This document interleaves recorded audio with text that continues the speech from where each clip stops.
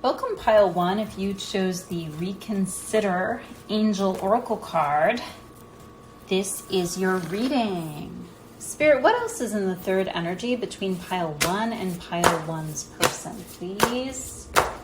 What else comes up between them at this time? I am now shuffling the Spellcasting Oracle deck. If you'd like more information about any of the decks I'll be using in this reading today, please see the description field beneath this video. And we have compassion.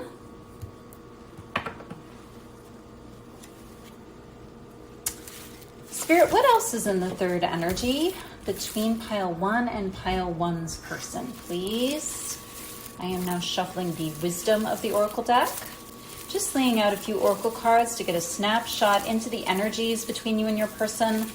Then we will transition into a full tarot spread, followed by some further Oracle card guidance. Some message cards from their person's higher self, from your person's higher self to you. And we will close your reading out also with a timeline oracle card. So if you'd like to know when, please stay tuned till the end. And we have Poised, but it did come out in the protection position. That's an interesting combination with the Reconsider card. Spirit might be asking you to reconsider your strategy with your person. Could be your communication strategy. Could be a judgment you formed about your person or that your person has formed about you. There's a sense of not being ready to come forward just yet. For some of you, this is a message about something that is career related, something about a contract. You may want to reconsider signing a contract. Now, we are not in Mercury retrograde. However, Saturn just went retrograde. Neptune just went retrograde.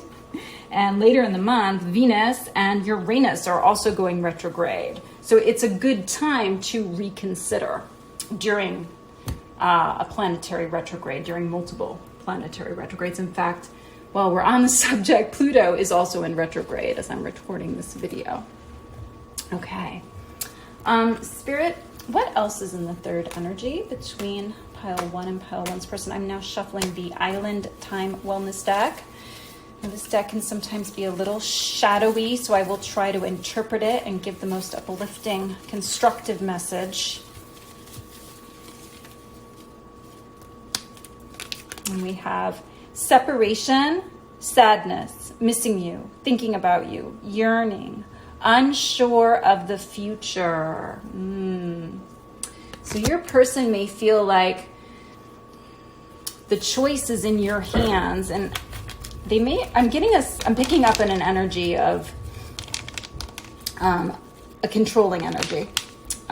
Your person may fear the loss of control in an emotional sense. So they may compensate by withholding. They may compensate by avoiding you and others. They may be an avoidant attachment style. There's a lot of thought energy that's coming through. And all of the overthinking is creating a state of analysis paralysis. They may fear that you've moved on. They fear losing you, as the card says. They are missing you. Now, the compassion is interesting. There's a message here about learning to offer self-compassion, self-healing, self-love by inner validating, going within before taking action out,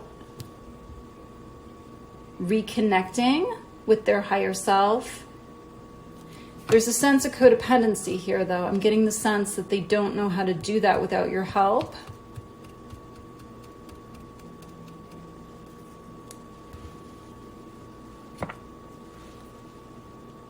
And that's why they're not ready, because in order to come forward, they need to be standing on their own 2 feet. Particularly if this is a twin flame connection, it doesn't work to be 1 foot in, 1 foot out.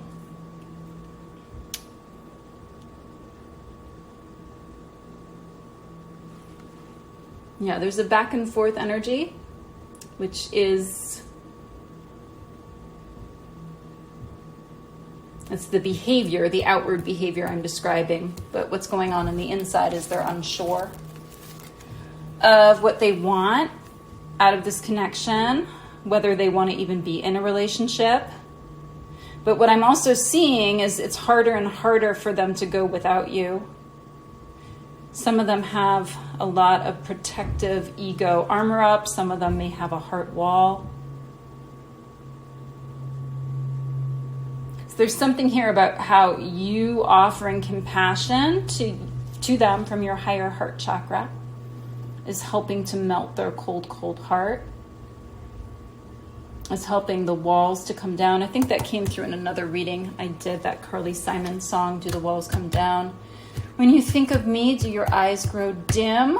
Do the walls come down? Do you let me in? Is a message that's coming through from their higher self to you.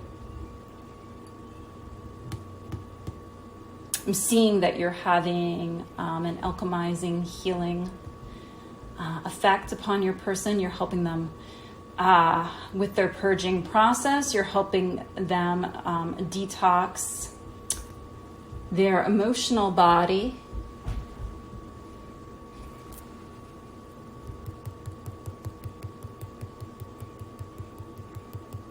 I won't be surprised when we pull tarot if there are some pages that come through. I'm getting the sense that they have something they want to share with you, something they want to communicate, but they're holding back. And I'm sensing a longer timeline here for a significant shift in this connection, because I feel like the time spent in separation is necessary for your person to continue to heal. I do see, however, that reconnection is possible. But it may not be a full reconciliation, full physical reunion just yet, because again, that poise card is in protection. Let's see, I'm gonna also guide it to draw you a romance angels card as well. Let's get one of those to describe this connection right now. Spirit, what else do you want pile 1 to know about their person, about the connection? We're looking for a third energy message here so that we can see how your energy fields are interacting. Third energy, of course, represents the energy of your relationship. For example, in astrology, that would be represented by a composite chart. Different than synastry. Composite chart. It's the energy of a relationship. Okay.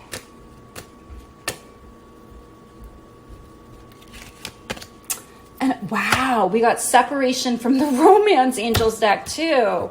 Time apart from your partner is on the horizon. Okay, so they are reinforcing that message. Wow, okay. Well, but what they're wanting me to point out again is that separation is necessary for healing. I'm picking up on a strong twin flame energy here. And this is a natural time to plug the other aspect of my business, which is multidimensional healing, especially if you identify as a twin flame in separation and you've done everything you can do in the 3D. It may be time to consider doing some energy work. Although clearing the subconscious is only 50% of karmic clearing, it's a good and necessary thing to do in order to compel the highest timeline possible. I do work in a number of different energy healing systems, including spiritual response therapy, which was originally channeled back in the 1980s. It's a pendulum-based system. It's very good for pinpointing early childhood, developmental, past, and even ancestral karma, and it may be trauma in some cases, and resolving it. If you'd like to work with me, all the details for how to book a healing call are listed beneath this video. If you're a first-time client, you receive 25% off. Okay, without further ado, let's transition into your tarot spread now. So just focus on your person for me, pile 1, so that your intuition can merge with mine and we can get you the most timely and up-to-date information. I'm working with 2 decks today. one of John Holland's decks, and Colette Barron reads Good Tarot. I also will be clarifying with the Field Tarot again this week. So Spirit, what surrounds pile 1's person, please, as it concerns pile 1? What is he or she thinking? How is he or she feeling?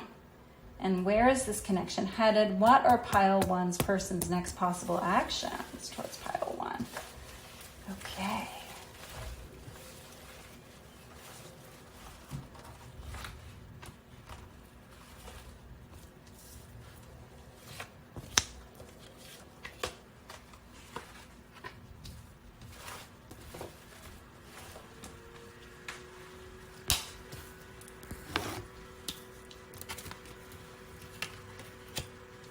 Okay, so the very first card out is the Temperance card. So that can be about healing, that can be about harmonization. I see that it's reinforcing both the Compassion card, because of course compassion is a very high, elevated emotional state. It is associated with not just the heart chakra, but the higher heart chakra. That is having a healing, harmonizing effect upon your person. The more you can anchor the frequency of compassion and surrender results,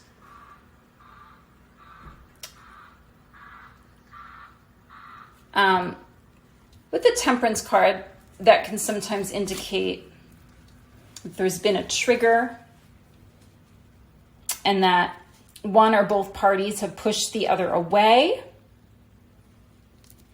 We can think of it as two sides of a magnet repelling each other. In fact, in the John Holland's deck, this card Temperance is referred to as balance. So it's very important to balance one's inner polarities. There's a balance point that must be achieved, especially in twin flame connections between heaven and earth, masculine, feminine. But we can also think of it in terms of the inside and the outside too. And I'm seeing that while you're doing a good job of anchoring some of these higher vibrational states, pile 1, your person has further to go on his or her healing journey. And so they may need some assistance from you, which is why Spirit is reinforcing that separation card. So, of course, if you do energy work, stay with what resonates and leave the rest behind.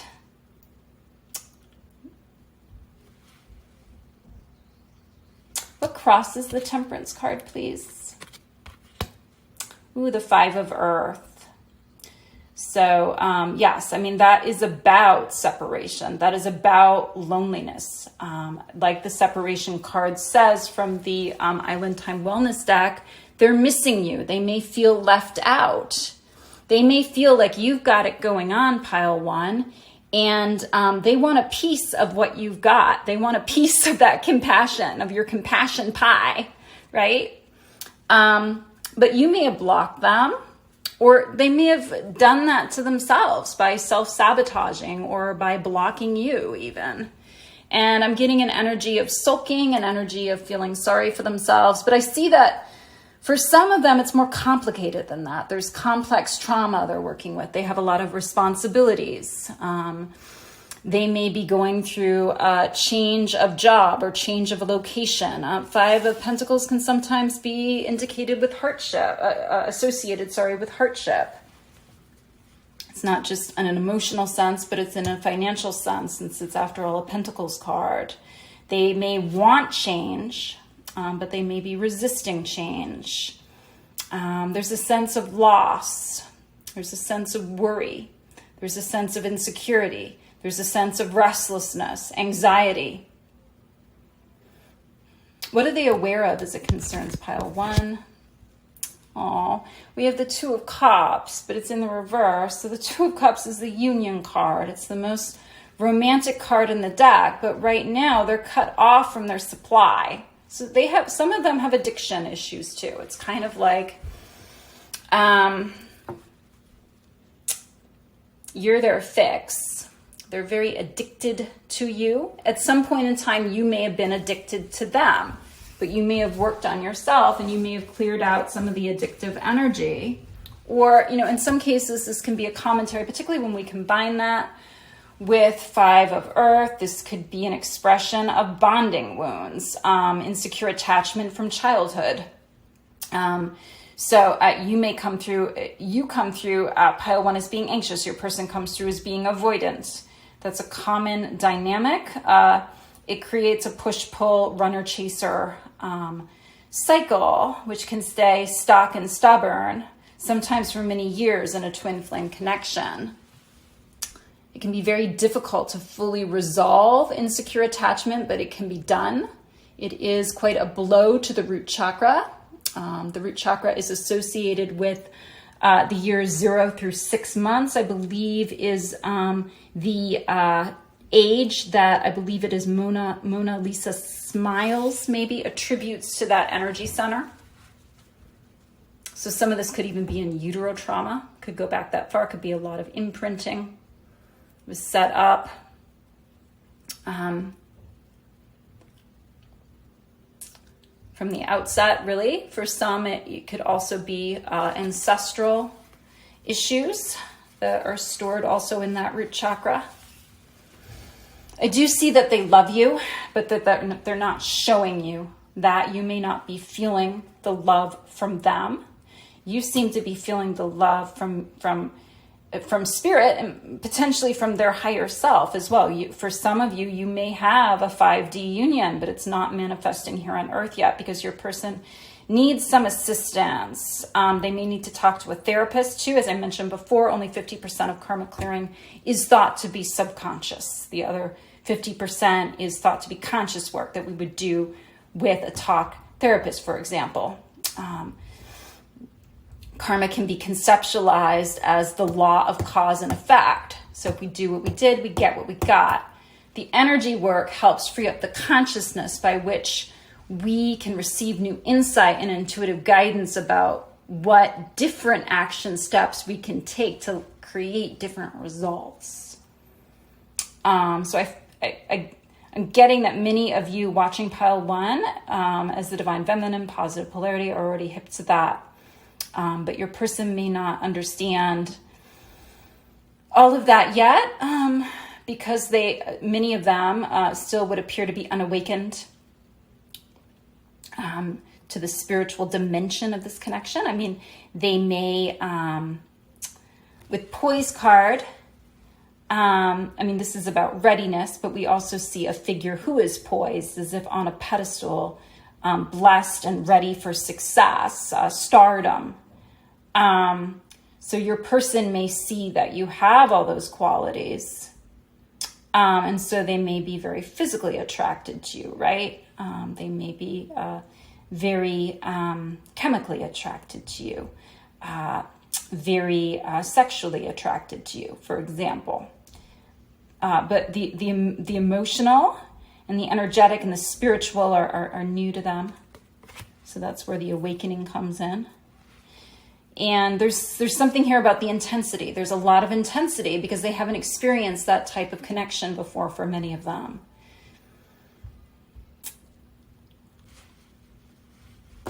Beneath them, as it concerns you, we have the Emperor card. And he's upright. So that is one of the divine masculines in the deck. He will take action, but there can sometimes be a lot of resistance he has to sharing of himself, his inner self, with other people.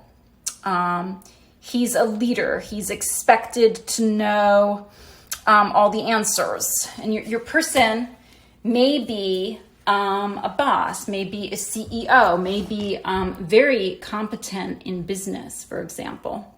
But in relationships, may fear being vulnerable. For some of them, again, I'm drawn back to the separation card. Some of them may be separated from a past spouse may be separated from their families if they had children. There may be relationship wounds that they're still healing. There's emotional baggage. I was picking up more on an early childhood experience, high ACE, adverse childhood experiences. I talk more about that in other videos, so I'm not going to repeat all that. But for some of them, I'm getting that they may have reacted to you at some point in the past, and they may have formed a judgment about you or about relationships or about whether they wanted to be in a relationship again. Just there's this bitterness and resentment that is bleeding over from a past connection. Could be in this lifetime, could be from another lifetime. And I'm connecting that back to the Reconsider card too. So it's kind of like they're not in a position to reconsider their position on you or on relationships, however, until they've fully awakened. And that is a process of healing. That is a process of transmuting the karma into higher consciousness. And it transmutes in layers, and healing is thought to be very cyclical. It's non-linear. So it may be very difficult for your person to comprehend because they seem to be a very logical, very rational, very deductive reasoner. So that's all left brain. That's all inner masculine. The intuitive and flow state, that's more feminine. So they may have disowned their inner feminine. So what was picking up on before, where they may feel codependent on you as though you're functioning as their inner feminine. But you see, if you're in a twin flame connection, they have to learn to balance their inner masculine and inner feminine. They need to learn how to ask and then be vulnerable enough to let go so that they can receive. Let go of their request, but also let go of you. They're attached to you. They're bonding. See, rather than bonding onto their mother, it's kind of like you are functioning as their mother and they're bonding onto you. And that's a process. So it's like you're helping them heal their insecure attachment, right? By offering them compassion, by offering them care, by offering them empathy. But there's also a limit to it. It's good to practice healthy boundaries, of course. If you overgive to this person, that puts you in discordant masculine energy. So you don't want to do that either, because that's also polarizing. They will take you for granted. They will see you as too good to be true, for example, are a few ways that can go if you feel like you're stuck in some kind of narcissist empath dynamic with this person, for example. Okay, let's see. Your person also, while we're on that subject, may have, yes, that came through earlier, control issues. They feel like in order to stay in control, in order even to stay competent is what I'm hearing, that they need to repress their emotions. And I'm getting the sense that there's a lot of programming around emotional suppression that they learned from their parents as well. And some of those are generational wounds. Some of that also may be cultural. There's an element of that coming through here. And that is not uncommon, especially, again, in a twin flame connection. Many of us incarnate, and it's one of our jobs to help transmute old religious, old cultural templates that no longer serve. As we do that, we're able to help the world come into a state of unity consciousness. Behind your person as it concerns you, we have the moon card. And in this deck, well, it's called Confront. Yes, well, they certainly have been very confronted by you, by what you bring up in them, by their shadows, their own shadows. When the card is in the reverse, it's about clarity. Now, what's interesting is as I'm recording this video, we're about to have a full moon on Monday in Capricorn. And it has some interesting aspecting. It is opposite the planet Mercury, which is the messenger planet. So that could compel a conversation for some of you, although it may be a difficult conversation, but something wants to be illuminated. With a full moon, it's about illumination. There might be a sudden, if they don't reach out, I see that for many of them, they're not ready to reach out to you. They're not ready to have a conversation about the past or about relationships. They're not ready to open up to you, because that requires being vulnerable. And many of them are stubbornly holding on to their pride, or are just not in a position. I mean, with that 5 of Earth energy, that can sometimes be very stressful, particularly if we have survival-based issues that we haven't fully resolved yet. If there's, some of them may not even have enough food to eat, or they worry that they can't make their rent payment for the month. They have too many financial responsibilities, some of them. That is confronting as well. But what I'm noticing, which caused me to connect that back to the lunar event, is that the card is in the reverse. So that can sometimes indicate clarity. Now, that's coming up is behind your person. So I'm getting the sense that your person has been seeking clarity. And then, of course, the first card out was a temperance, balance. Clarity about how to heal, the clarity that they had some things to work on. Not just at work, but emotionally. Their inner child needed some healing. Prior to meeting you, it may have been their throne tendency just to shut down and not deal with that, to repress all that emotional content. They may be very sensitive to lunar energies. For some of them, they may have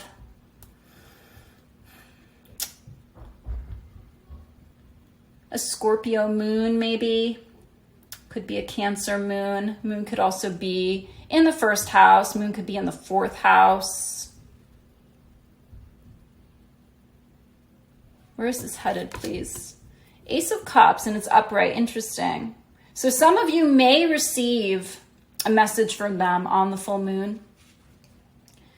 Because Ace of Cups is in a new emotional beginning. Fresh start. They definitely want more. Some of them may want more from you. There is, with the 5 of Pentacles, that can sometimes indicate a breadcrumbing energy, where they might be hungry for more from you, as it were. And that's why the message came through earlier about having clear and healthy boundaries with them, so that they don't continue to take advantage of you. Because what I see is that they take.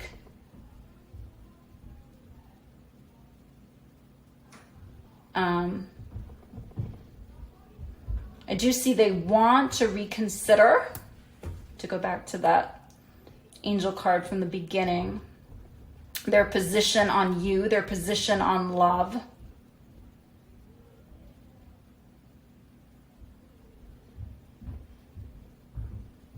But that's confronting for them. Certainly it has been up until this point in time. Let's get some clarifiers on the Ace of Cups, please. What are their next possible actions towards pile 1? So 3 messages, please, Spirit. For most people watching this video, what is their person's next possible action toward them? Let's clarify that Ace of Cups. They want a new beginning, but what are they ready to do? What are they prepared to do next? Are they prepared to take an action? To come and share their cup, share their heart with pile 1, please. Yeah, so we have 2 of Swords, so that's about indecision. the guidance is to get out of the head and into the heart. It's easier said than done if you have trauma stored in your heart, if you're a chronic overthinker, if you favor the rational and the logical over the intuitive and empathic. Yeah, so I see that they're on the fence about it. They are still reconsider, or they're still, what I'm hearing is they're still reconsidering. Okay. You know, some of you may just be done. You may have had enough of it, though. And I can understand that, because that can be frustrating, that type of non-committal behavior. But that's why, again, it's good to have healthy boundaries. And it's also good to give without expectation, to give from a full cup and not create expectations. If that's still happening in this connection, that may create some more drama, is what I see, because I'm not seeing that they're ready for something more committed at this time. They're thinking about coming toward you in some way, however, just maybe with a message. But they still haven't made up their mind about it. Okay, any other messages for pile 1? Different demographic watching pile 1. Let's see. Okay, temperance again. Interesting. So we have separation twice in 2 different decks, and we have temperance twice in 2 different decks. Yeah, so, you know, that's when we combine reconsider with temperance. That can indicate compromise.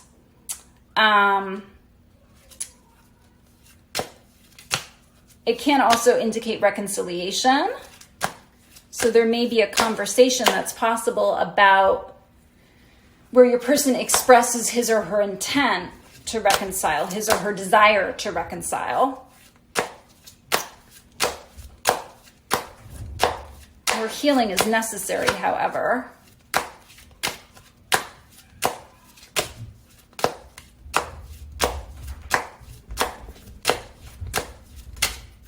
There's the desire to want to heal this, is what I'm hearing too. There's the desire, yeah, to work through the blocks.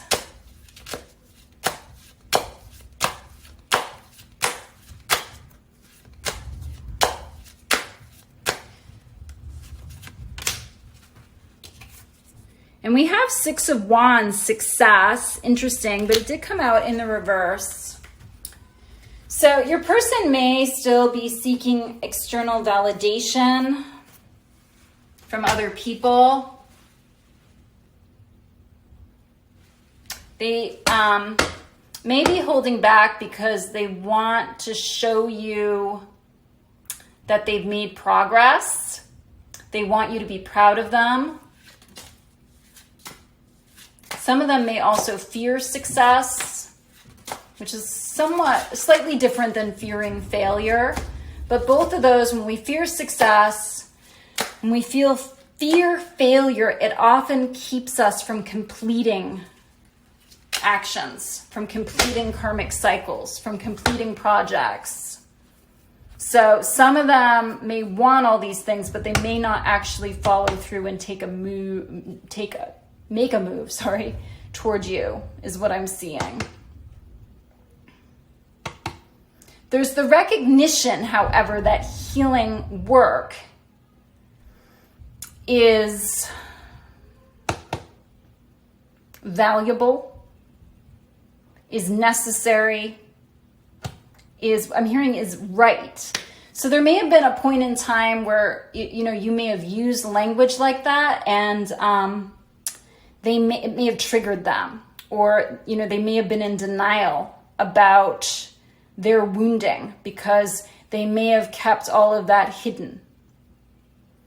They didn't want that to be exposed about them because self-image was very important to them, too important to them. Again, that message about external validation, external achievement. They may be an overachiever. They may be overcompensating that way for a low self-esteem, for a feeling of inadequacy. Okay, let's get you some further oracle card guidance now. I'm going to use Heather Askanosi's Daily Crystal Inspiration Guidebook. Spirit, what else do you want pile 1 to know about their person, about the connection, or just some helpful advice for them at this time? Oh, the other message that's coming through is temperance can also be about patience too. So that's kind of reaffirming that this may not happen right away, even though the desire is there for reconciliation and compromise.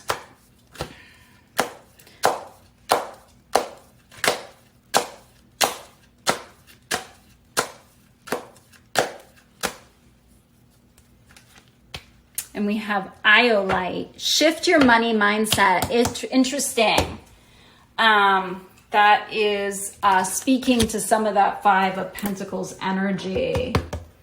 So they may have a residual sense of poverty consciousness, of victim consciousness. They may feel unworthy of you. They may put you up on a pedestal. That came through earlier. They may not feel like they have enough to offer you. They may feel like they need to make it up to you and they're not ready to do that financially. The masculine often equates his sense of self-worth with his monetary earnings or his career status, his achievement. Let's see what else Heather has to say about Iolite. And if that stone resonates, you might carry some around with you. If you yourself are also looking to boost your money manifestation mojo, money might make the world go round, but it shouldn't have you running in circles. It's important to view your cup as half full instead of half empty to maintain a healthy perspective. When you shift your attention from what you don't have to appreciating what you do, you attract more of what you desire into your life. Embrace a feeling of enoughness. And know that whether or not you have everything you want, you definitely have everything you need.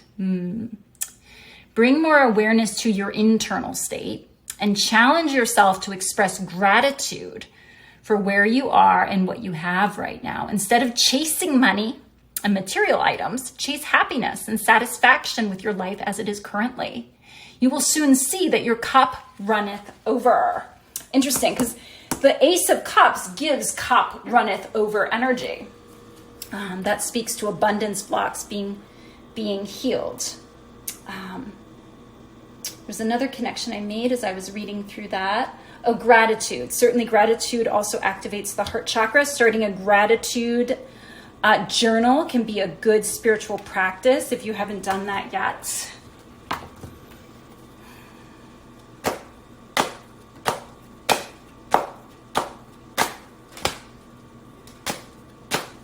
Spirit, what else do you want pile 1 to know about their person or about their connection, or just some helpful advice for them at this stage of their union, their journey to union, reunion?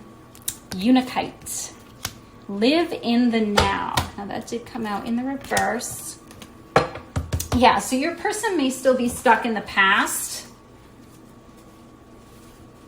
And really, in order to get past the past, we have to get into the now, into the present moment. Also with those control issues, it's important to get out of the need to know, surrender the need to know, and to get into the now. And that puts us it gets us out of the head and into the heart.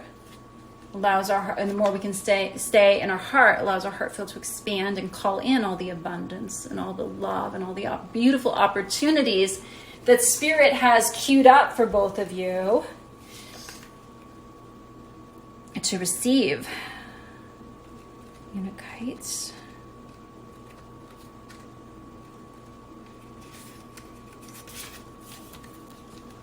Live in the now. There's no time like the present.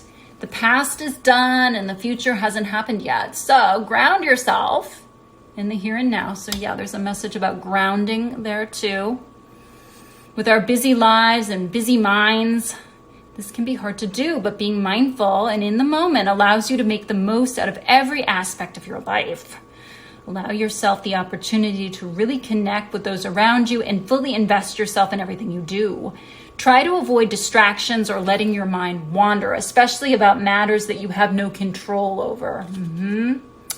Immerse yourself in each experience, put your heart and soul into every action, and bring a sense of gratitude, again, that message about gratitude, to where you are in your life. Here and now is where you will find true contentment. Beautiful. So there's a sense of worry here. Your person may spend a lot of time very stressed out, very worried about the future.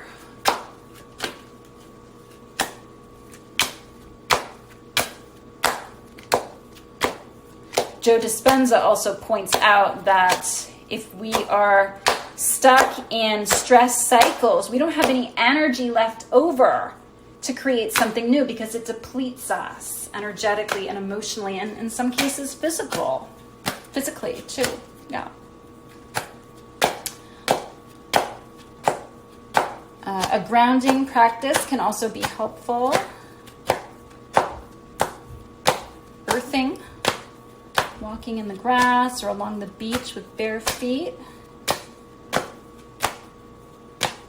Okay, one further oracle card message for pile 1 about their person or about the connection, some helpful advice for them. And we have Aragonite. Release your emotional baggage. Yeah, that seems very much in the spirit of this reading. Your person has been working on that. You have been helping to assist them with that process, but it is a process. It's time to lighten your load. Give yourself permission to acknowledge, process, and release any emotions that no longer serve you. Emotional baggage can manifest in different ways. Shame, disappointment, anger, guilt, resentment. This is all part of human nature. But while these emotions can serve as protective barriers, yeah, there's been some of that energy, certainly. Eventually, they can become heavy burdens that our spirits need to shed. Acknowledge and redirect these feelings in a healthier, more positive way. You alone have the power to pack away these emotions in order to move forward, unhindered and unencumbered. The full moon is a good time for emotional release and for ritual work. Most of you are probably already hip to that. You can write up a list of the things you wish to release and burn them up. And let's get some messages now from your person's higher self to you. See, what would they like to say to pile 1? What would they like to say to pile 1? If they were to reach out right now, what would they like to say? Or what do they plan to say if they intend to follow through and reach out? Let's find out. Oh dear. Okay, I am afraid to contact you. Okay, well, that's a pretty direct message. So, yeah, I mean, and that's what we were getting with the double separation and the double temperance message, that they're just not ready, and for that matter, the poise card and protection. They have more healing work to do. You may intimidate them. You may be much further along in that process. And, you know, if you identify as a soulmate and not a twin flame, there are other soulmates that may be relationship ready for you at this time, pile 1, if you're wanting to consider other soulmates. What else would they like to say to pile 1, please? I hope that you can forgive me one day. Interesting. So they may want you to reconsider. And they may have hurt you very badly. Their behavior in the past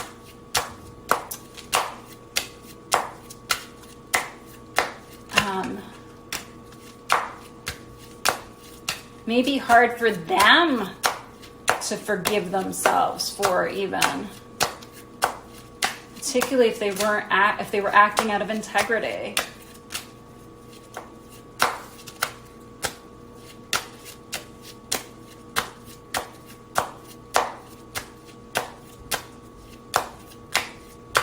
Forgiveness work may be helpful as well. You can use Ho'oponopono. I'm really sorry. Please forgive me. Thank you. I love you. You can use that between you and your person. You can do it between your family and your person's family. There's many different ways that you can use Ho'oponopono. It's interesting. It can be very powerful way of healing the heart too. All right, one final message for pile 1 from their person, please. What would they like to say?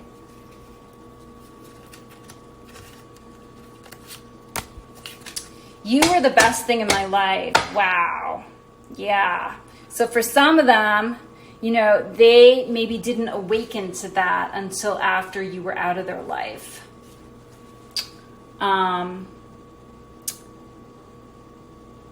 Yeah, I'm getting the sense that they didn't know how to value you at the time. They may have really taken you for granted.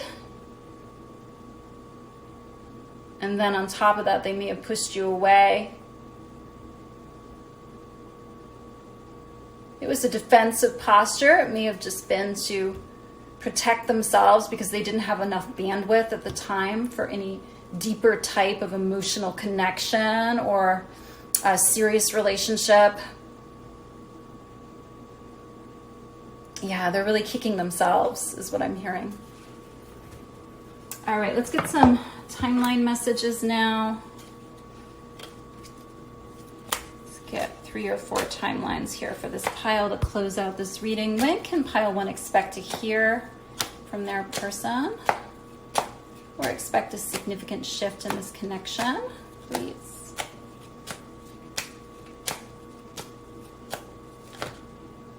We're getting 8 months is one message. So maybe not to the new year. It is giving 8 energy though, so the Lionsgate portal might be significant this year, or that may have resonance for you, that portal date, or you might be receiving repeating 8s. 8s are a sign of abundance.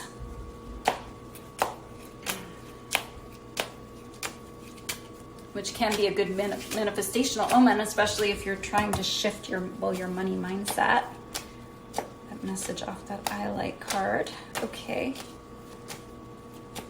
Another timeline, please, for another demographic. Okay, May. So this is a timeless reading. May could be right around the corner when you're finding it. We have already passed the month of May. That may be 8 months away from today. So this is a longer timeline. I was getting that sense from the beginning that it would be, that there was more to be healed and resolved in order for this connection to physicalize. Another timeline, please. 6 months, okay. You may also be receiving repeating 6s. All right, one further timeline. Is there someone who can expect a shift sooner, Spirit?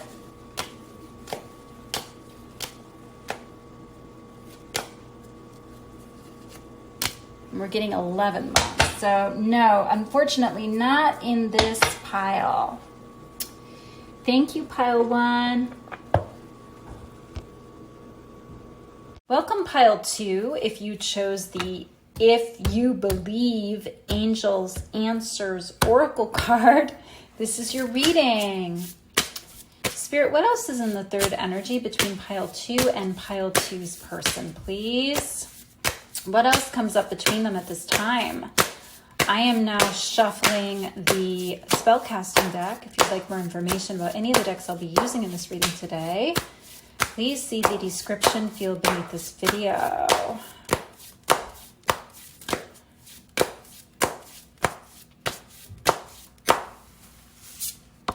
And we have home. It did come out in the reverse.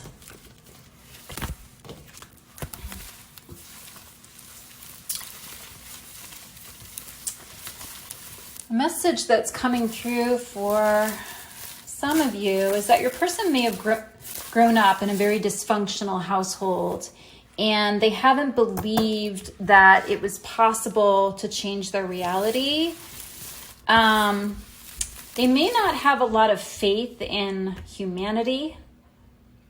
Maybe not at large. But I'm hearing faith in what's coming through is restorative justice. Like that is it might seem like a very attractive intellectual concept to them, or attractive ideology to them, but it doesn't seem like it applies to their life.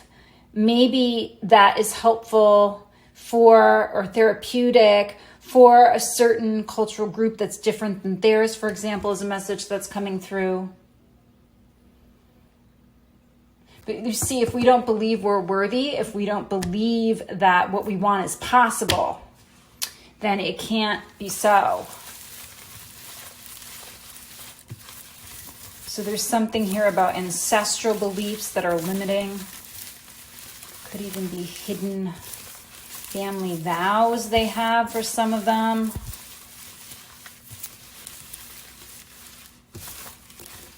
For some of them, they've come from a broken home. Others, they've come from a broken marriage. Some, both. And they may not believe it is possible to love again.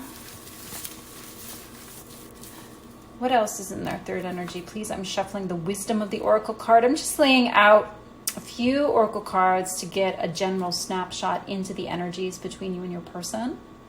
Then we will transition into a full tarot spread, followed by some, I think that sound was some ice that my refrigerator was making. Your person may feel like they need an icebreaker. Ha ha ha. Particularly if it's been a long time since the two of you connected. That may be a commentary on their being frozen emotion. However, that can represent trauma in energy physics.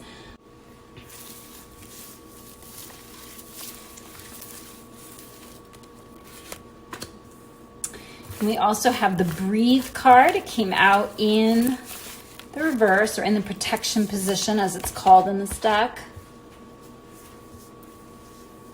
So that can indicate needing to take time out. That can indicate needing some more downtime. The person may have delayed emotional processing, particularly if they have frozen trauma. The person may be very stressed out at work. You may feel like there's a lot of demands, a lot of pressure being put upon them. They may even feel like there's a lot of pressure suddenly to change their life, to let go of these limiting beliefs. Maybe they felt like they had enough on their plate already, and then you came along and they realized that they had more work to do, but not outer work, inner work. I mentioned in the other video, another message that's coming through here, Joe Dispenza points out that if we're too stressed out, we don't have any energy left over to create something new. For some of them, they have a set point of victim consciousness because of how they grew up. There's a residual sense of hopelessness, helplessness. They may also be connected to that broader field of energy, the loss of hope. It's morphogenetic fields.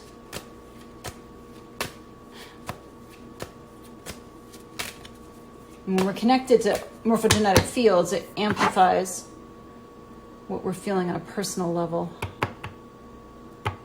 And that can help keep us disempowered and disenfranchised longer than it needs to.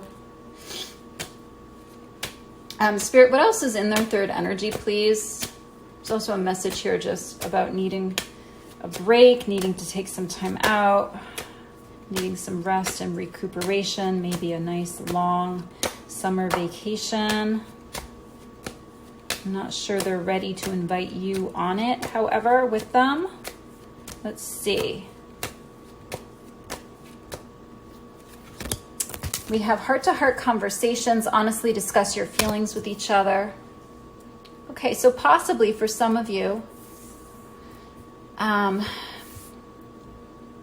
they may have difficulty opening up emotionally because of some of the issues we were talking about. Some of them may have relationship wounds.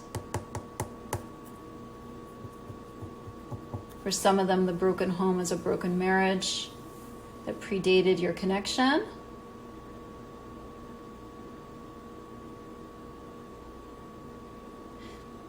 For some of them, there's an intensity to what they feel toward you. They haven't felt that way before, and they're having trouble articulating what they feel.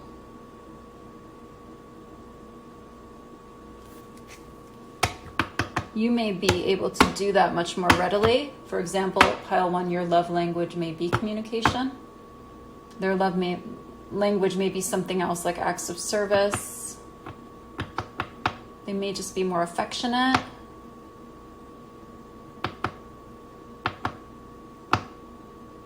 There's a sense of intimidation that's coming through, especially if they have access to your social media and they see you conversing with other people eloquently, confidently, competently. They may fear rejection.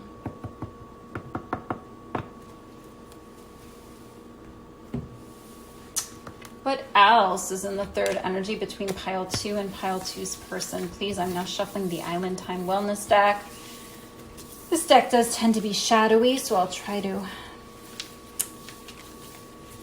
interpret it in the most constructive way for you. We do have coffin. Yeah, so that's one of the shadowy or messages. Endings bring new beginnings, growth, change, liberation, transition. Oh, and then the Paradise card wanted to come out, but it came out in the reverse. So I'm getting more of that tropical vacation energy. But before they can go on vacation, something else needs to end first. You know, could be a karmic ties with this past marriage partner, for example. Could be there's something here about, oh, I also see the talking card at the bottom of the deck. Wants to come out too. Yeah, so that's reinforcing the heart-to-heart conversation energy. They may need to end. For some of them, it's a contract at work or some kind of aspect of their work life needs to be shifted so that they can create more work-life balance. They may need to delegate. They may need to hire someone. They may need to lay someone else off, is a message that's coming through. I'm getting the sense that since Paradise is in the reverse, they may not have taken a vacation in a very long time. And it's imperative that they do so to restore their mental and emotional health. Some cases, their physical health too. They may have been neglecting their physical health. It's all mind over matter until there's a problem with the body, right? Sometimes we don't get that message until we receive a health scare. Yeah, it's interesting with the coffin card. Okay, they may have gotten a health scare. I'm getting that someone could have died. I mean, that card does not always indicate a physical death, but I'm getting the sense that someone around them could have either had a health scare themselves or someone around them died and they're receiving a health scare. and they're recognizing that they need to make some changes. Could be in their diet, could involve integrating more exercise, integrating more of a mindfulness practice. They may have been learning about how there's a connection between stress and vascular disease, for example.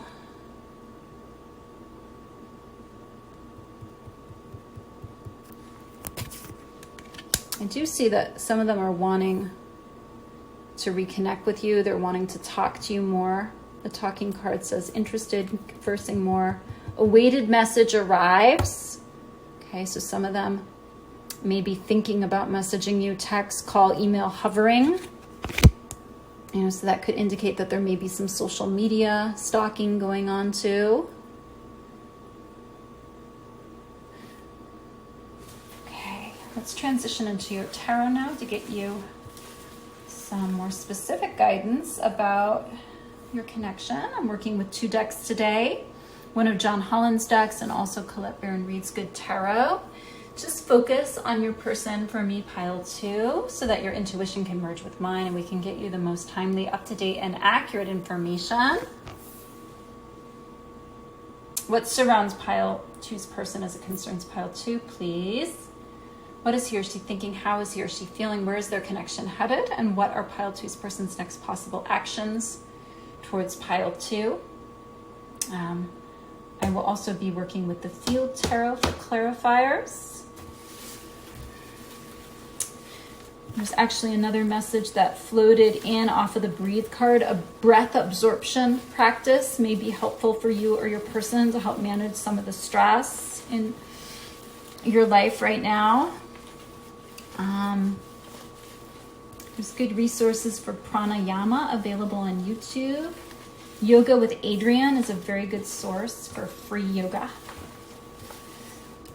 Okay, let's see.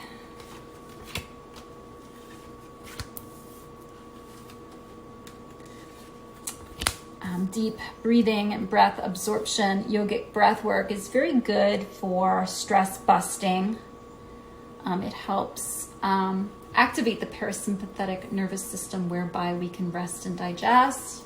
When we're in stress, we're still in fight or flight mode. Okay.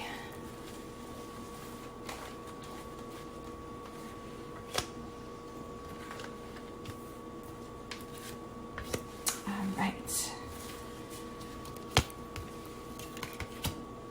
So we have the King of Water, and it's upright. So when he's upright, that's about emotional balance more than emotional control.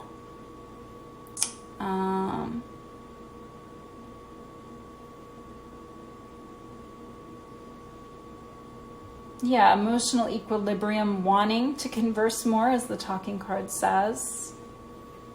Certainly something he's considering, and I'm encouraged to see it's a king and not a knight or a page, because a king is more mature than the other court cards. So there has been a maturation here. The King of Cups doesn't necessarily take action. He can be very contemplative. And that is what your person may need, that paradise vacation to experience more of. Just sense of well-being, sense of emotional healing and release, a release of tension, a release of worry. But definitely they're feeling love toward you with this card, and they are aware of that. They're conscious of the fact they love you, and that's a beautiful thing. The King of Water can sometimes still be a little reserved, a little reticent, however. What crosses him as it concerns you? Okay, well, 7 of Cups. So when the 7 of Cups comes up, that can sometimes indicate that one or both people in a connection have been treating the other like an option. So often when that's the case, particularly in a twin flame connection, one of the counterparts is overly attached to a certain outcome or to a certain timeline, for example, or to a certain preference about how the union will manifest. So if that sounds like you, at some point in time, your person may have tried deflecting by dating other people, by talking to other people online, for example. Seven of Cups can sometimes be about planning. It can sometimes be about illusion, delusion, wishful thinking. It's like there's all these different options. There's all these different adjacent possibilities, but not all of them are real. You know, some of them lead to closed doors. Some of them lead to demons and monsters and more negative karma, right? So it can be about making choices. In fact, in the John Holland deck, the card is called Daydreams and Decisions. Now, your person could also just be considering what they want to do with their summer when we connect that back to the Breathe card and the Paradise card, where they might like to go. They might be having lots of fantasies about it, where they might like to bring you with them now that they're starting to feel better. The Paradise card also says happiness, expansion, joy, playfulness, oneness, enjoying each other. Yeah. Now, if you still feel like your person is treating you like an option, you know, there's different ways of handling this. You know, some say, oh, well, you should just mirror them and date other people. And, you know, if you're unsure who this person is to you,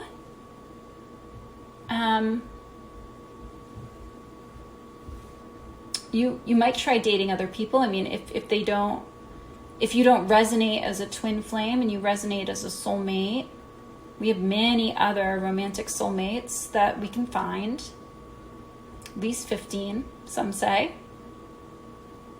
They may not all be incarnate at the same time, however, is my experience with that. But another technique is simply to remove your focus from your person and place it in another life structure. So, you know, that might indicate focusing more on mission, especially if you don't like your job, you know, starting to look for jobs, you know, window shop for jobs instead of window shopping for dates, right? That will get your energy moving again, and it will make you magnetic to your person. They're not going to know why, especially if it's something that lights you up. They're not going to know why, but suddenly they're just going to be magnetized to you, and they're going to start fearing that if they don't take an action soon, that you might get away. Is how that works, because what it does is it changes the polarity between the two of you, is the explanation in terms of energy physics for why that can be an effective technique.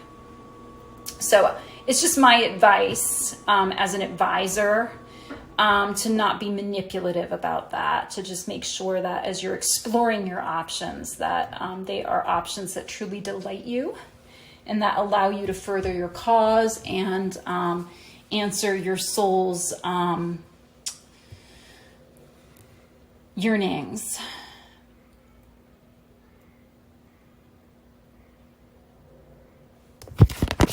What is your person aware of?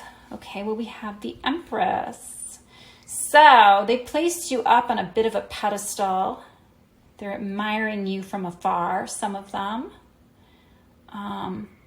You also tick all the boxes for you. The Empress has it going on. She is one of the divine feminine archetypes in the deck, and she represents the elements of all four queens: the queen of fire, the queen of earth, the queen of cups, and the queen of swords. You have all that going on, and then some. So you're highly magnetic to your person. Some of them may still feel a little unworthy of you, though, with that home card in the reverse. Remember, they have trouble believing that they could ever be worthy of someone as good as you, as good as this Empress. Some of them may be fantasizing about starting a family with you. The Empress can sometimes represent the mother. In some decks, she is in fact pregnant. She is not in this deck, however. For some of them, they've been healing their mother wounds, or you've been helping them heal their mother wounds. For some of them, they may have an overbearing or over-involved mother that is an interfering third party. This person may be manipulative. This person could also represent the energy of an ex-spouse for some of you. Someone that they experienced that broken home with. I'm getting the sense that they may feel like they owe you something, that they have something to make up to you. Perhaps in the past they've breadcrumbed you a little bit and taken you for granted. We spoke more about that in pile 1.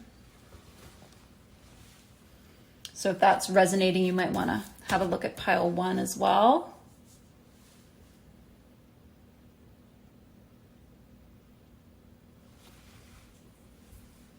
You're very much on their mind right now.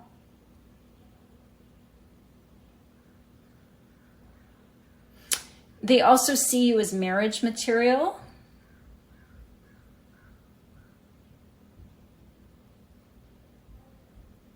They look up to you. Some of them want to be able to make up for lost time. You know, they may feel like they want to bring you away to a paradise tropical retreat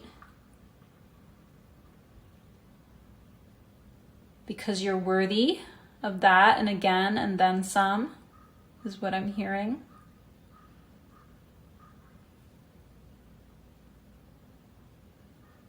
And the Empress can also be about balancing the head and the heart. With strength and power, and I often associate the goddess Durga with some of those qualities because she can do all that at once.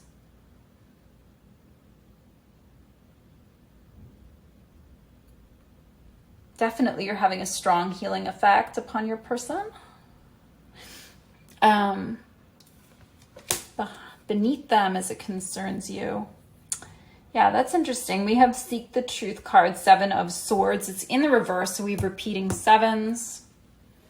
That can be about awakening. That can be about crown chakra activation. It's interesting. It can also be about beliefs, and we have the If You Believe card. Something here about wishes coming true. They want to reveal something to you. For some, it's just their feelings.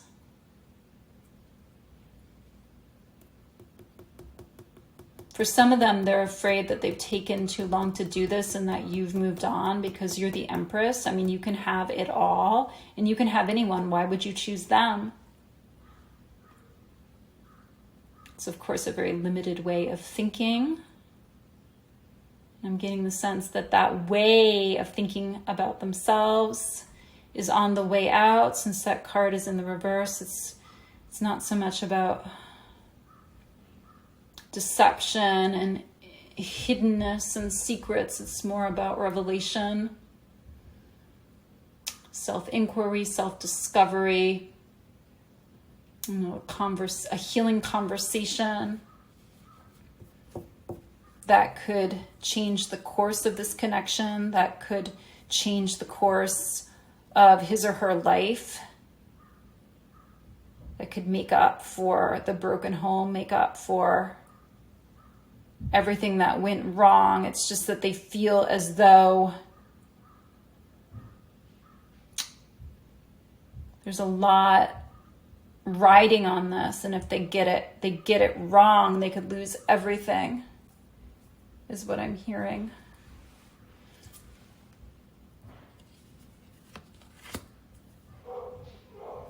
And it's interesting. Behind them, we have the Fool card, and it's upright.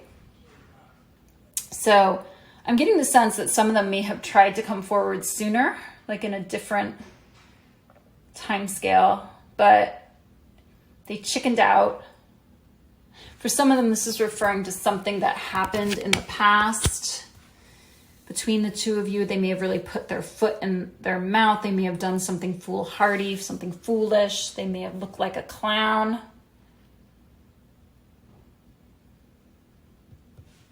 For some of them, this has been some of their samskara or karmic core wounds have involved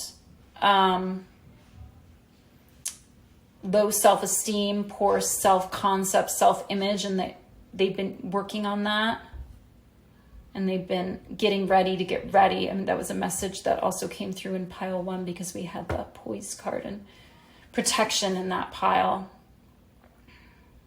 They recognize that they have to take a leap of faith and get out of their comfort zone. Yeah.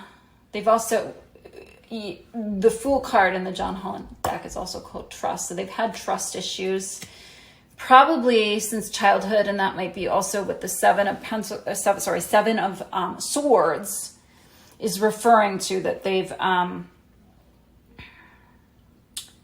because they've been lied to or betrayed by someone very close to them, they have trouble opening up, and they have a lot of insecurities. And there may be at one point in time, because they were coming into this connection with that emotional baggage, that programming or pre-programming, they may have correlated the discomfort with badness. So that would be kind of like a premature conclusion, false computation, particularly in a sacred connection. But it may have just been so confronting when the two of you met that it was easier just to push you away and not to deal with their emotional body. I'm not seeing they had much experience with emotional processing. I think it came through earlier that they could suffer from delayed emotional processing even. Okay, but they know that a leap of faith must be taken in order for a new cycle to begin. And it seems like they understand that it needs to be them that makes this move toward you, this grand gesture. They're feeling inadequate. Where's this headed? Oh, the Judgment. They're afraid of judgment. They want a new beginning. They want a second chance. But they're afraid that you're going to reject them. They may have rejected you at some point in time. That may have been the foolish thing they did to protect themselves. You know, their rationale for doing that may have been because they were afraid that if they got closer to you, that you would see their unworthiness, that you would form a judgment about them. This often happens if someone has betrayal wounding, that they push away someone first. They end things first. In some cases, it could have even been before the connection began, or as quickly as it began. It may not have been able to get off the ground because of that. They may have a pattern of self-sabotage. Often when that occurs, it's for deeply unconscious reasons. And for more advanced souls, we can have a lot of really deep-seated self-punishment programming that stems from lifetime upon lifetime upon lifetime of trauma. And that can be a process of much patient healing to fully resolve. But yeah, I do see that they want a second chance. And what's interesting is the John Holland deck, the Judgment is called call. So it's like they may want to call you. And again, heart-to-heart conversations and talking. We do have that in your Oracle spread. So you may be receiving hang-up calls. Pile 1 from unknown numbers. I'm getting the sense that they would probably disclose their identity. Disclose is the opposite. It's interesting I said that though, because something wants to be disclosed.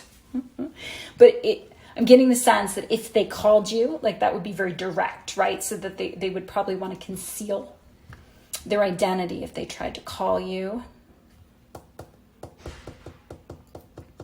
You know, just in case you didn't pick up, or just in case you didn't want to hear from them, or just in case they heard some other guy in the background. In fact, some of them might be trying to gather information that way by calling you either. That's interesting. Let's get you some further guidance on what their next possible actions are toward you. Pile 2. Spirit, what is pile 2's person's next possible action toward pile 2? Let's get 3 messages here.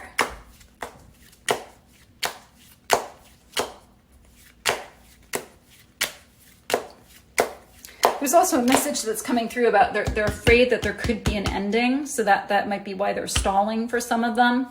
They're afraid of an ending, so they're holding on to you.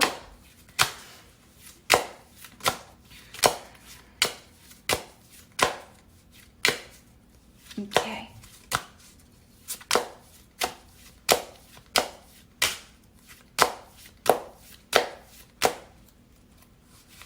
Whoops. 2 that want to come out together here. Okay, so we have the Princess of Swords, curiosity.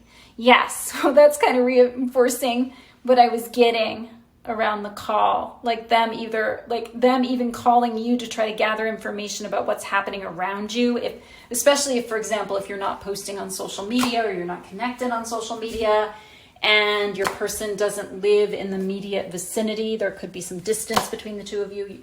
There may have been also just a lot of time spent in separation. This is, yes, it's the Page of Swords, the princess in this deck. So, you know, that also gives a stalky stalk energy. They're very inquisitive. Certainly they want to gather as much information before they come forward, because I'm getting that for some of them, since they really made a big mistake in the past, that they feel like they only have one opportunity to get it right. And they want to ensure that they're doing it at the right time and that they're indeed ready. They're ready to do it, to reach out, to call you, to talk to you, to interact with you in real time. That's what I'm hearing. We also had the moon came out in the reverse. So that the moon came out in that same position in pile 1. And so there's something here about the timing. I was getting that there might be an important message that came in during the full moon on Monday. When I'm recording this video, there will soon be a full moon in Capricorn on Monday, July 3rd. Now, if you're watching this video at a different time, it could just be when the next full moon, or in fact new moon, or new moon, could be new moon, is about to occur. This full moon is interesting because it does have an opposition with Mercury. So Mercury is the messenger planet.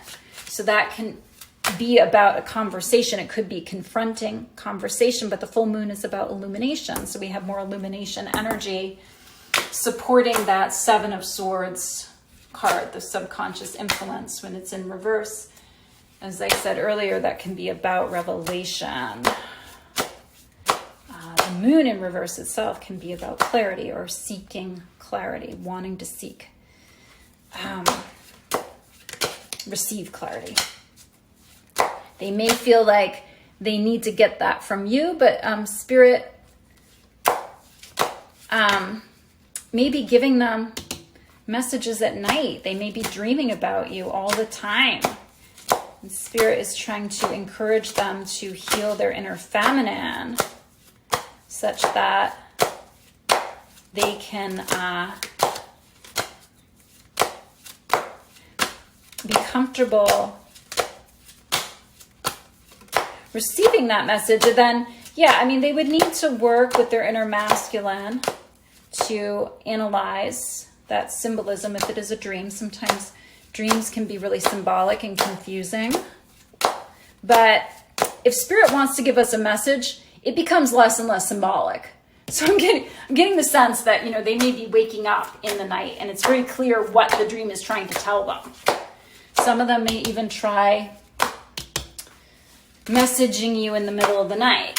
But you may have your moon on your phone. You may not receive the message. You may not be in the vicinity of receiving the message because you're sleeping and you've improved your boundaries over time. Okay, let's see. One further message for others watching pile 2. What is their person's next possible action toward them, please? We have now Prince of Swords. So there's a building energy from princess to prince. So this would be the Knight of Swords, and he's upright. So your person has some truth they want to express to you. I mean, the Knight of Swords can sometimes be about quick, decisive communication. So you could receive an unexpected message from them, maybe on the full moon, maybe in the middle of the night.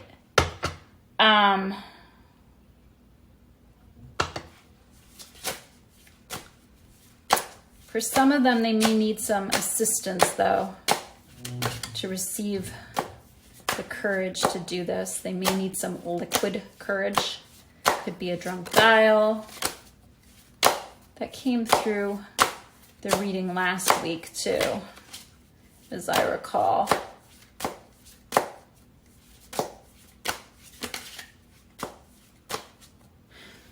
Okay, let's get you some further oracle card guidance. I'm working with Heather Askanosi's Daily Crystal Inspiration deck this week. Spirit, what else do you want pile 1? Sorry, this is pile 2. What else do you want pile 2 to know about their person or about the connection, or some helpful advice for pile 2, please? And we have angel light. Support is all around you. Beautiful. So while support is all around us, we also have to ask to receive it. Sometimes we forget to ask if we're too far up in our head. We might feel like the onus is on us to figure everything out. So there's a lot of that going on with the sword energy there as it concerns your person's next possible actions and, you know, what they want to disclose, what they want to conceal. Those were the 2 words that were coming through, and for some reason I inverted the 2. But yeah, your angels are protecting this connection, and they are always there for our support. It seems like it's a message more to your person. And that's kind of reinforcing what was coming through in some of the dream guidance your person may be receiving about you. They may not know how to interpret it. They may be up in their head about it. This can sometimes be a message about abundance too. There was some abundance messages that came through in pile 1 too. Support is also emotional support, spiritual support.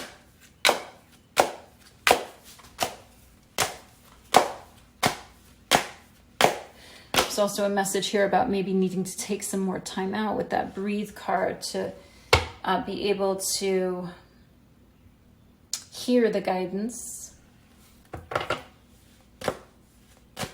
And our angels, higher selves, and guides are always sending us signs and synchronistic messages if we're in the vicinity of that messaging as well, particularly if it's about our sacred partner. So it's like they could be receiving repeating number signs, signs of your name.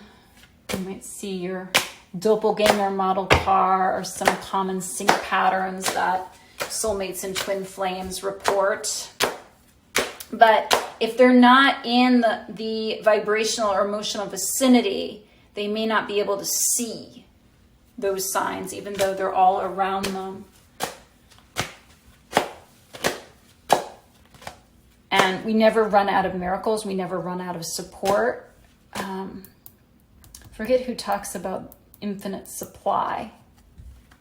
Might be blanking out on who that is. but we have to be tuned in, tapped in, turned on in order to be able to perceive it. There's also something here about seeing the unseen. Yeah, with the revelation, seeing the unseen. So before we can see the unseen, we have to practice active faith, and we need to anchor that vibration, believing beyond what you can see or believing before you see it. So that's kind of shifting in vibration and consciousness from a paradigm of believing is seeing to seeing is believing. And that is relevant here to this if you believe card that came through in the beginning. Okay. Another message for those watching pile 2 about their person, please, or about their connection, some helpful advice. And we have, another money manifestation crystal here, pyrite, let the money flow in. So that gave a similar message to iolite in pile 1. Here, this is feeling more like an abundance block, like a love deficit than it is a financial deficit, though. And in that pile, we had more pentacles cards. In this pile, it seems to be abundance blocks, and that is just more general. Abundance can refer to blocks to money or blocks to love, or just blocks to anything we seek to manifest, really. So that did come out in the reverse. So it's interesting. Pyrite, that's sometimes interpreted as fool's gold. So there might be something here about deception. Yeah, mask wearing. Yeah, and that is giving some of that 7 of Swords energy.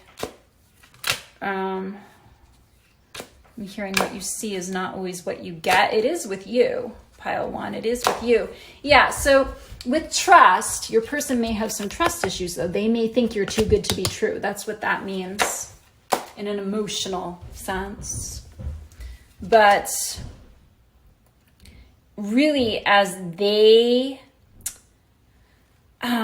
reclaim their power and learn to inner validate and love on their inner child, you're helping them to do that. Pile 1 in the 5D. Their self-concept can heal.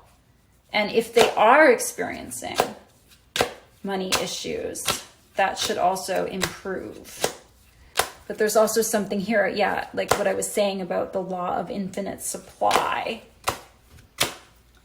Abundance is. So the more we can understand that that is always so, the more magnetic we are to money, love, and miracles. Okay, one other message here for pile 2 about their person, about their connection, advice. You can also, if you resonate with crystals, you can obtain some angel light or pyrite if you resonate with either of those messages. Citrine, bring in the light, beautiful. So that's about anchoring the higher vibrations. It's interesting, both of those, the pyrite and the citrine, I'm associating with the solar plexus chakra. So that can be about shifting out of identity consciousness and recognizing that the ultimate truth of our identity is in spirit.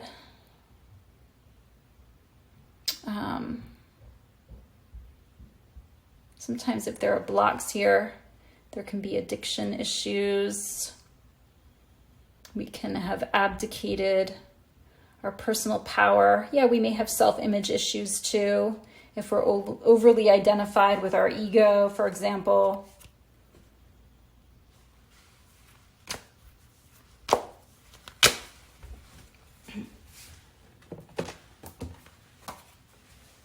Now, in the other piles, I did read some of Heather's messages from these crystals. Let me see. I'm going to scan them and see if there's anything relevant here to add. So what came through my own channel on them?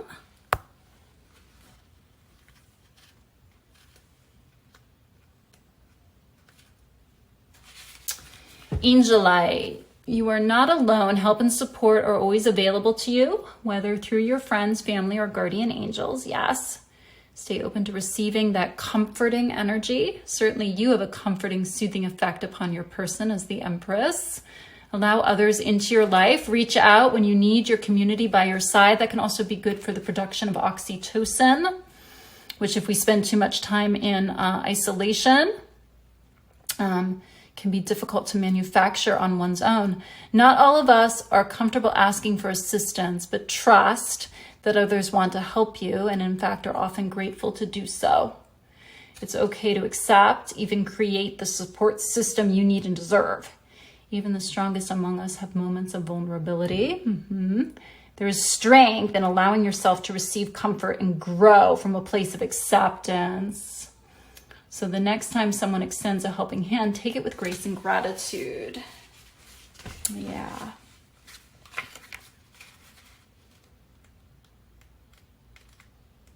Let's see, anything else on pyrite here?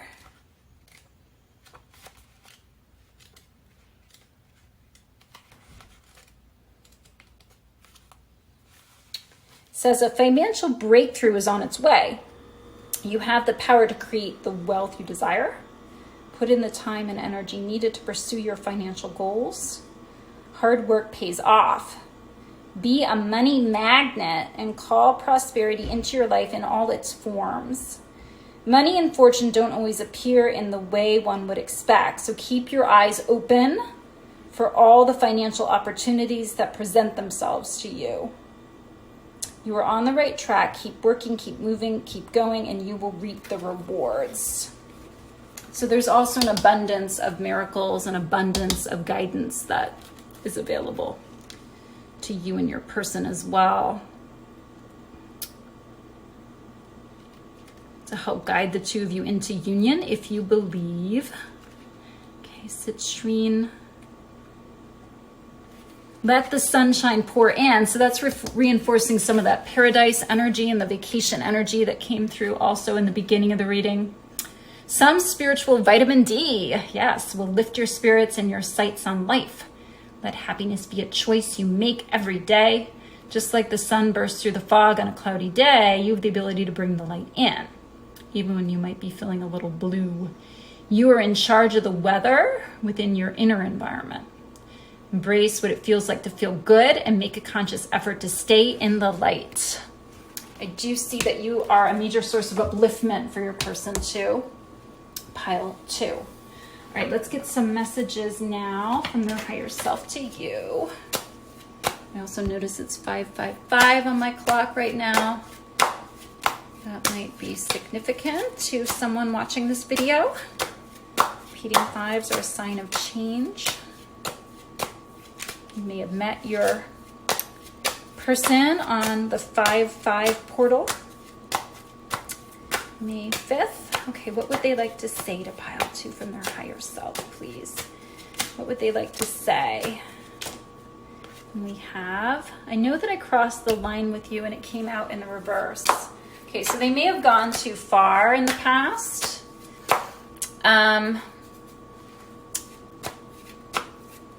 Yeah, and that could have been reactive. You know, as I mentioned earlier, they may have self-sabotaged. When that happens, that's often a protective mechanism the ego has if it has old wounds and traumas that are unresolved. In fact, some conceptualize of this as a whole separate sub-personality, and not everyone has. Some conceptualize it as an inner saboteur or an inner victim or an inner, and most of us have an inner critic. But that's interesting how not all of us necessarily have an inner saboteur. They may fear that you won't forgive them. Some of them may feel as though they don't deserve to be forgiven because of what they did to you. Some of them with the Seven of Cups energy, you know, they may have treated you like an option and you know, posted photos of them with other women or something. They may have really gone too far with that and some of the messaging around that. And that may have been very hurtful if that is resonating with you. Pile 2, particularly if they weren't the first person who did that to you. That could be a karmic relationship pattern that you've been stuck in.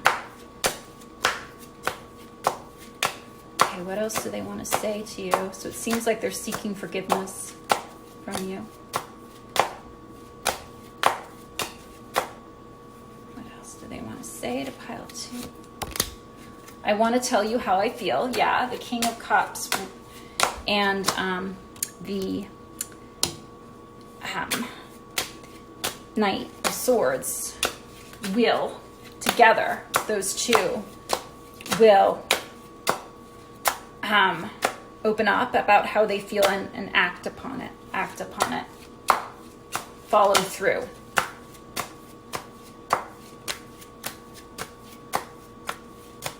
And yeah, that's also reinforcing the revelation energy coming off of the Seven of Swords in the reverse. Wanting to reveal to you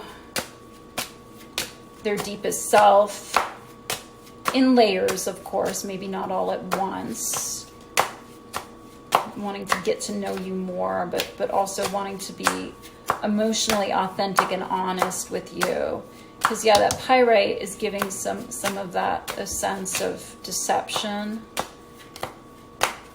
Not necessarily outright lying, but could even be a lie of omission in some cases, or a selective reply in the past. But yeah, they seem ready to come forward now, more ready to come forward. Anything else? Another message, please, for pile 2 from their person. I'm so attracted to you. Yes, they are. Yeah, so I'm getting the sense that this is a much higher timeline than pile 1. Should expect to hear from them soon. Let's get you some timelines now and close out this reading. The Empress is very attractive, very magnetic. Certainly. But I also like the fact that it's not just... they're not just attracted to you physically. We see that they're attracted to you emotionally, too. And if they're seeking forgiveness, then that can indicate that they've grown considerably since the last time you connected, and that they are now awakened. Remember, we were getting that 7-7 activation code on the crown chakra earlier. Wisdom, understanding. So they've awakened to their sense of inner divinity, and they've been reclaiming that, and you've been helping them do that. Or some final messages there. Okay, timeline, please. When can pile 1... Sorry, I keep saying pile 1. When can pile 2 expect to hear from their person, please? A few different timelines here. Okay. So we're getting during the waxing crescent moon phase. We're about to have that full moon. So within the next month then would be how I would interpret that, because we have to get back, we have to wane back to the new moon. And that happens to be on July 17th is the new moon in Cancer. So it could be after that for some of you. It's actually a very significant day astrologically. There's a lot happening on that day because that's when the North and South Node shift as well. Interestingly, into the North Node shifts into Aries. Yeah, so Aries will take action. It's the start of the zodiac. New beginnings. Yeah, so that date could be relevant for some watching this pile. Okay, another timeline, please. We have ease will speed it up, release anxiety and doubt. Okay, so that could just be some inner work that you're guided to do. We were getting some messages here, I think, in this pile about stress. So think more in terms of ease and less effort. Try to let go of the struggle, pile 1, because that will help you magnetize a message from your person sooner. Yeah, releasing anxiety and doubt. They have no purpose. They really just slow us down. So that may just be some further conscious work for you to do. Pile 2. And I mean, that should be motivating. It should be empowering to know that, oh, if I just release this resistance here around anxiety and doubt, I might hear from my person. Maybe even before the new moon, maybe even on the full moon, because that was the timeline that was coming through earlier. Okay. One other timeline here. We have November. See, that feels like it's further out. That might just be for one person here watching this. Stop waiting. Focus on what's working now is another message. Okay, well, so waiting energy can definitely slow things down. You want to enter a state of allowing, pile 2. And that was similar to what we were talking about receiving what we've asked for, receiving guidance, receiving our manifestation, being a magnet for miracles. We also spoke about that a little bit with that 7 of Cups energy.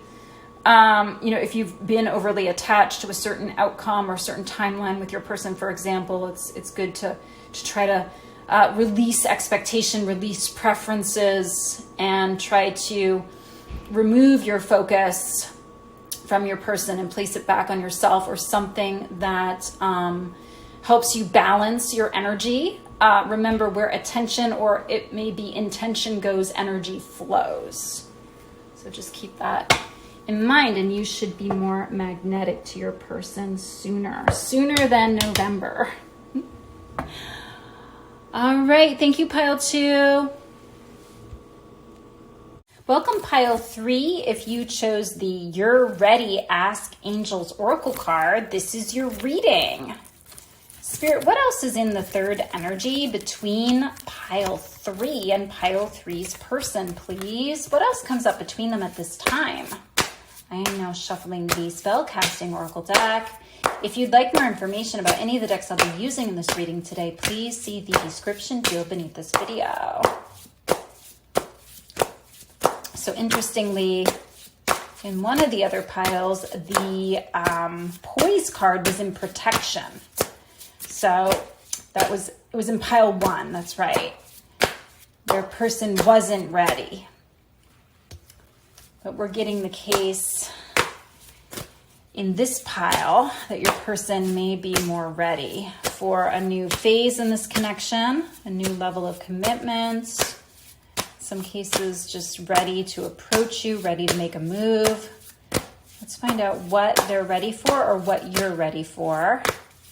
Could be ready to receive something, another desire that either of you are working toward manifesting.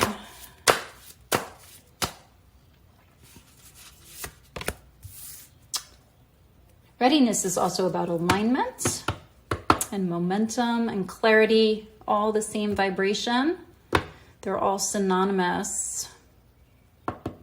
And we have new beginnings. It could come out in the reverse. So that's interesting because there is a stop and go energy there. We were just talking about how there's this feeling of readiness, but for some reason, new beginnings are coming up as being delayed. I'm hearing delayed, not denied.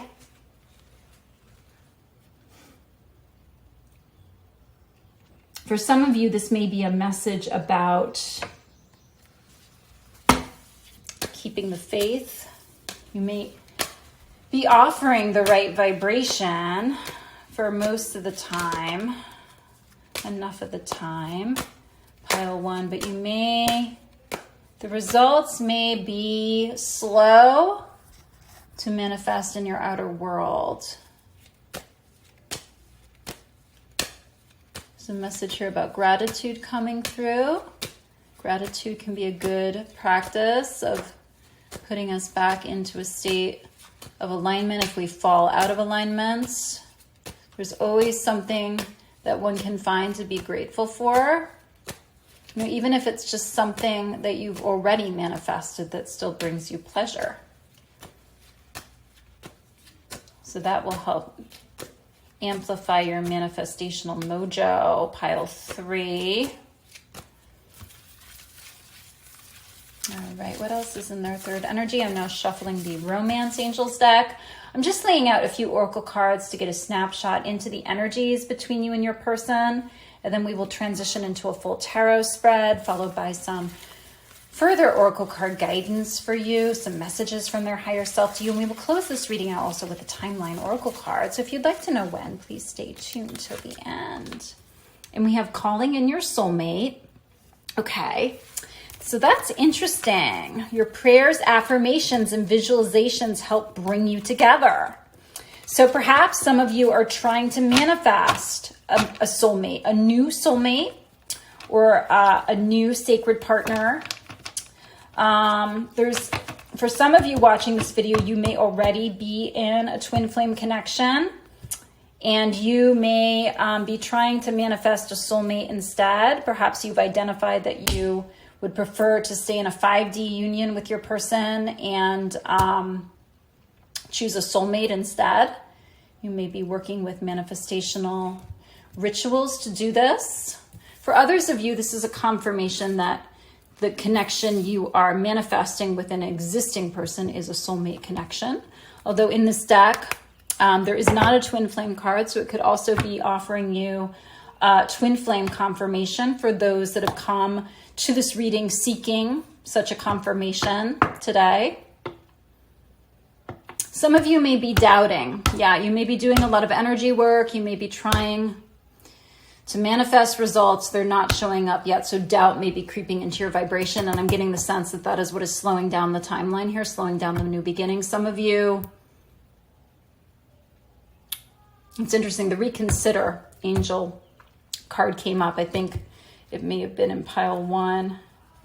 I'm hearing that some of you may need to reconsider some aspect of what you're trying to manifest. So, for example, if you're using, like, say, qualities this person would have to manifest them, you might be being too rigid or too narrow.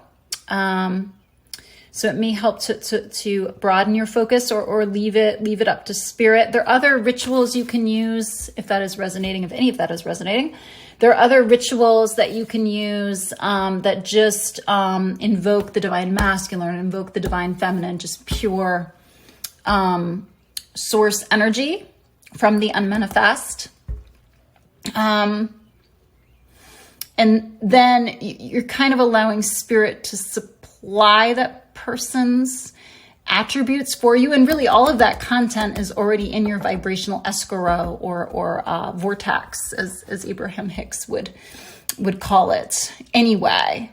So this or something better manifest for me now in divine appropriate timing is a good affirmation to use with your manifestational ritual.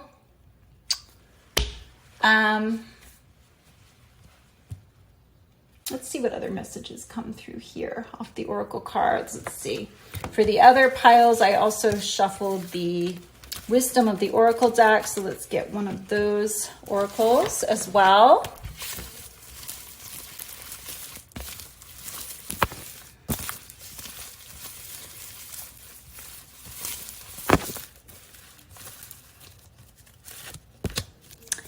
Ooh, and we have not for you. Very interesting, pile 3. So something, remember how I said before a delay isn't a denial? I think I said that to you. That is what that not for you card is referring to. So sometimes when a door closes on us, it means it's just we're not knocking on it at the right time. So there's an indication that there is some karma that is still blocking if you have a specific person in mind you're watching this for example, it's blocking access to your person, or they're not available is a message I'm also getting. They may be emotionally unavailable. They may also have put blocks up. They may have blocked you. They may have ghosted you. They may have stonewalled you. There may be nothing more you can do at this time. And so when that's the case, it's just our job to surrender and embrace separation as a time for healing and restoration and recovery and a journey of self-love, really. For some of you watching this, that may involve calling in a new soulmate.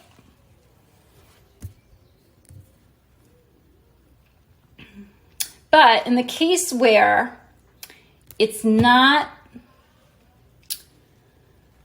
a denial, it's a delay, Spirit is wanting you to keep the faith. Spirit is wanting you to not lose hope. Spirit is wanting you to not doubt. So you may need to work on your faith. And there's something here also about us, the attachment. So it's very important when we do healing work, and if we're offering it to a person virtually through remote distance healing, for example, that we not get overly attached to a certain result, a certain outcome, an expectation, a preference, because that can block our ability or delay our ability to manifest results.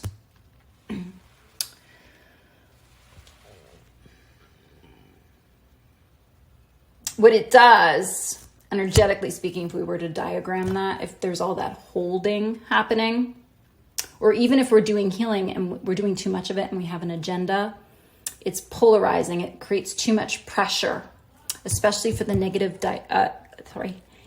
polarity in this connection. Often the unawakened twin, often the matrix twin, often the masculine twin. That can create too much pressure, and they can tend to shut down. So it's good to clean that all up on your end of the connection as much as you can. With an Island Time Wellness deck, let's get you one of those messages, please. What is in their third energy, please? Between them and their person. Okay, cassette. Outdated thinking, conditioning, replaying events over and over again in one's head. Okay, so you and your person, or your person could be stuck in some stinking thinking. One or both of you could be stuck in the moment of grief, could be fixated on past mistakes you've made in this connection, or in your life in general, keeps you stuck in your head. That also delays our ability to manifest more of what we want physically, but it also, what it does is it occludes the intuition from coming in as well. So then there's not new insight that's reaching us about how to create a new reality, how to create this new beginning that wants to be presented to you, that wants to unfold, but it needs to unfold organically. There's something here also about pushing, about forcing, about needing to be sure, needing to know. So while you may be stuck in doubt, pile 3, your person may be stuck well, I was going to say control or the need to know, but they may be stuck in uncertainty.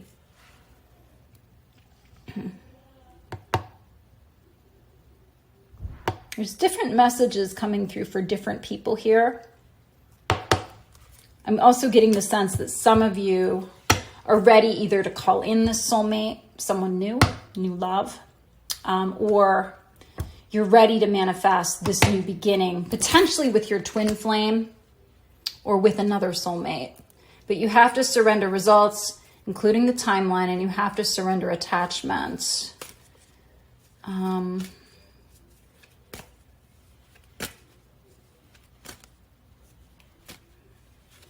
Yeah, also there's the message, and I think this came through in pile 2 as well, needing to get out of the no and into the now. And that is something actually I think one of the scientists, quantum scientists, talk about in either What the Bleep or Down the Rabbit Hole, that it's important to,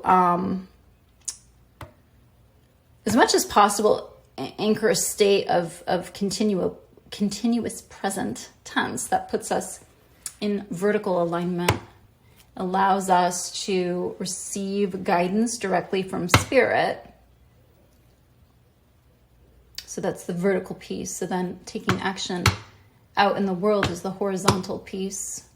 And if our inner masculine and feminine polarities are in a state of imbalance, that can be difficult. Even interestingly, even if we've received guidance, even if we have come up with say, maybe it's not a list of attributes you're seeking, maybe you have a list of guided action steps which you received on a higher vibration, and you have them written down. Okay, I'm going to follow up with this person to manifest this job, or I'm going to send my person this fun photo that reminds me of something that we experienced. Oh, it's interesting. I'm also noticing on the bottom of the deck that it says not today, not dealing, hurt, avoidance, avoiding a conversation, call person, boundaries, still angry. Yeah, so that is some of that not for you energy. So there's something here about timing and alignment too. It's like, it's very important. You can receive guidance, but you see, there's different schools of thought on when you should take the action step. So you always want to be offering a very high, strong, consistent, steady vibration when you take a guided action step. So, perhaps you had this eureka moment, and then the next day you wake up, you've done too much energy work, you wake up and you're feeling really icky. Chances are that day isn't the day, not today, to take that action, because what can happen is if we take it from a lower vibrational disc, it can reach our person at the wrong time, and it can trigger them, and then our angelic protection may not be activated. Yeah, that's interesting. So there may be some splitting here between the head and the heart. There may be oscillations between the head and the heart that are needing to be resolved here, not just on your end. Clearly, if your person is in a not today mood, don't want to deal with this today, they have a lot of their own oscillations going on.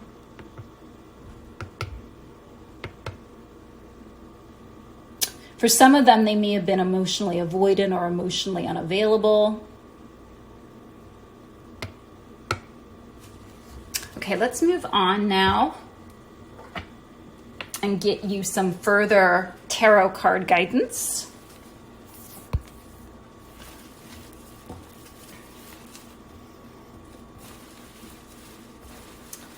Spirit, what surrounds pile 3's person as it concerns pile 3, please? What is he or she thinking? How is he or she feeling? Where is this connection headed, please? I'm working with 2 decks today.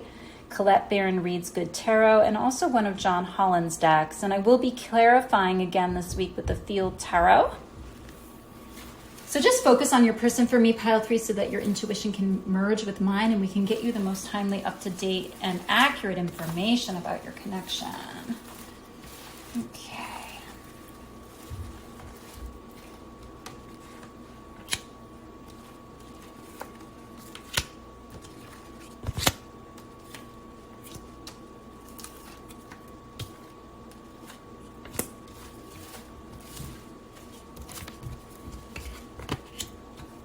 Oh, interesting. Okay. So the very first card out is the third eye chakra, but right now it's in the reverse. So there's some blockage going on there. Why? Because of some of the things we were talking about before. There's too much thinking. It's blocking the intuitive guidance from coming in. So when there's too much thinking, that puts us too far over in masculine energy too, that the intuitive guidance comes in through the inner feminine. Your person may have disowned their inner feminine, or they may be codependent on you to receive guidance from your inner feminine, especially if you're in a twin flame dynamic.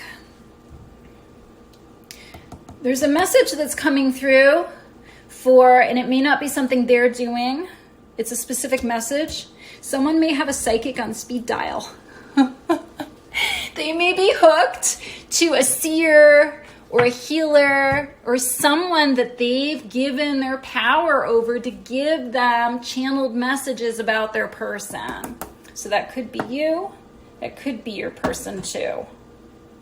That's a very specific message though. Or you could be watching too many pick a card readings.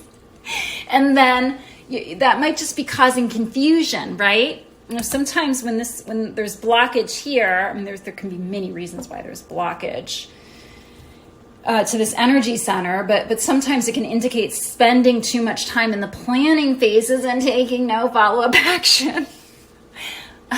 Or not taking the action today, right? I'm just looking at this figure in the Island Time Wellness card. Not today. You know, get away. Of course, that could just be, your person may not be treating you that way, but they may be treating people in their workplace that way, or relatives of theirs.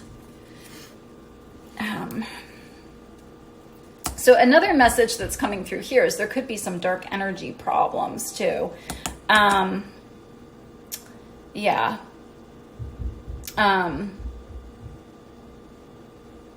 Luciferic energies and implants can influence the third eye chakra.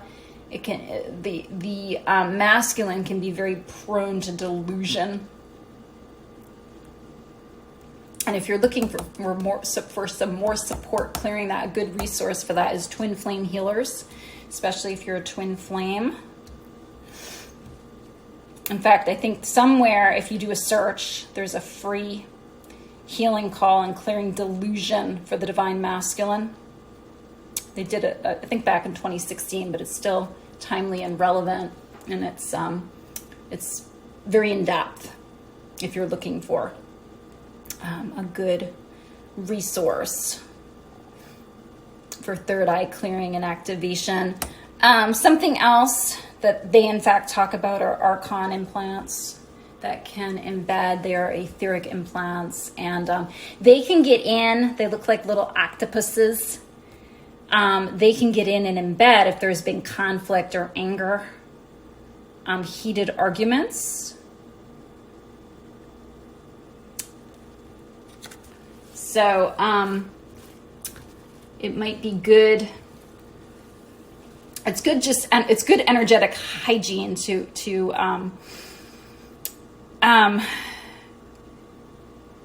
do a clear out as often as possible, especially if you identify as an advanced soul on an ascension journey. Dark energies can be very problematic, particularly the luciferic ones, because they can start feeding us thoughts that aren't even our own. And they can amplify all the discordance that we have going on already. Okay, what is crossing this? There's also something here about psychic wounds. You or your person could have revoked your psychic gifts in another lifetime too, is what is coming through. So there could be some religious or past life persecution related trauma that you're being asked to resolve as well. And that won't apply to everyone. That will probably only apply to someone in a twin flame connection.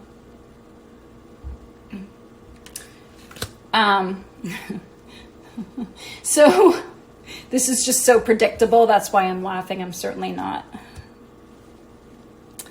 laughing at your person. Just lots of love and compassion. Spirit just is having a good time communicating this message. So with the King of Air, as I was getting before, they're overly reliant upon the rational, the logical, the masculine side. And they're very prone to overthinking.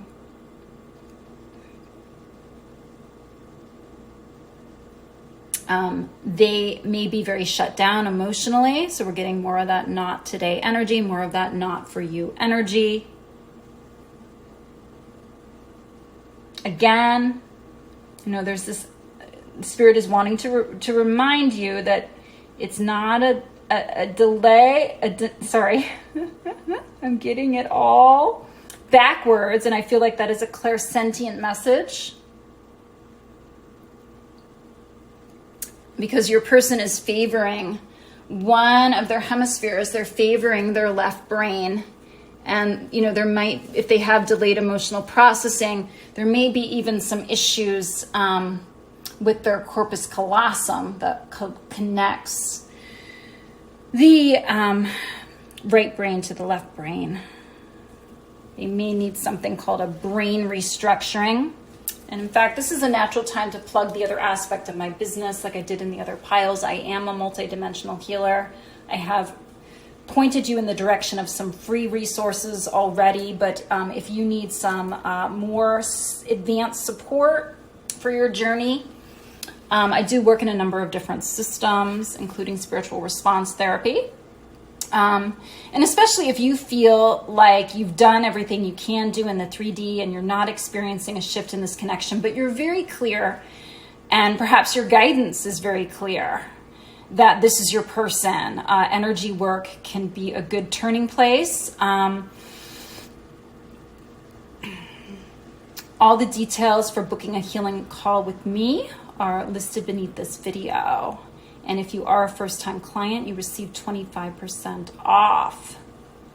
So I'm seeing that your person is really shut down emotionally and they're looking for some kind of solution. But the problem with this way of going about it is they're only relying on their own resources. They're not relying on the resources of broader perspective, aka spirit.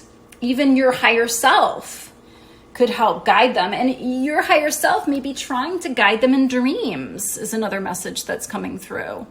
They may be overanalyzing their dreams. They may not understand how to decode their dreams for some of them.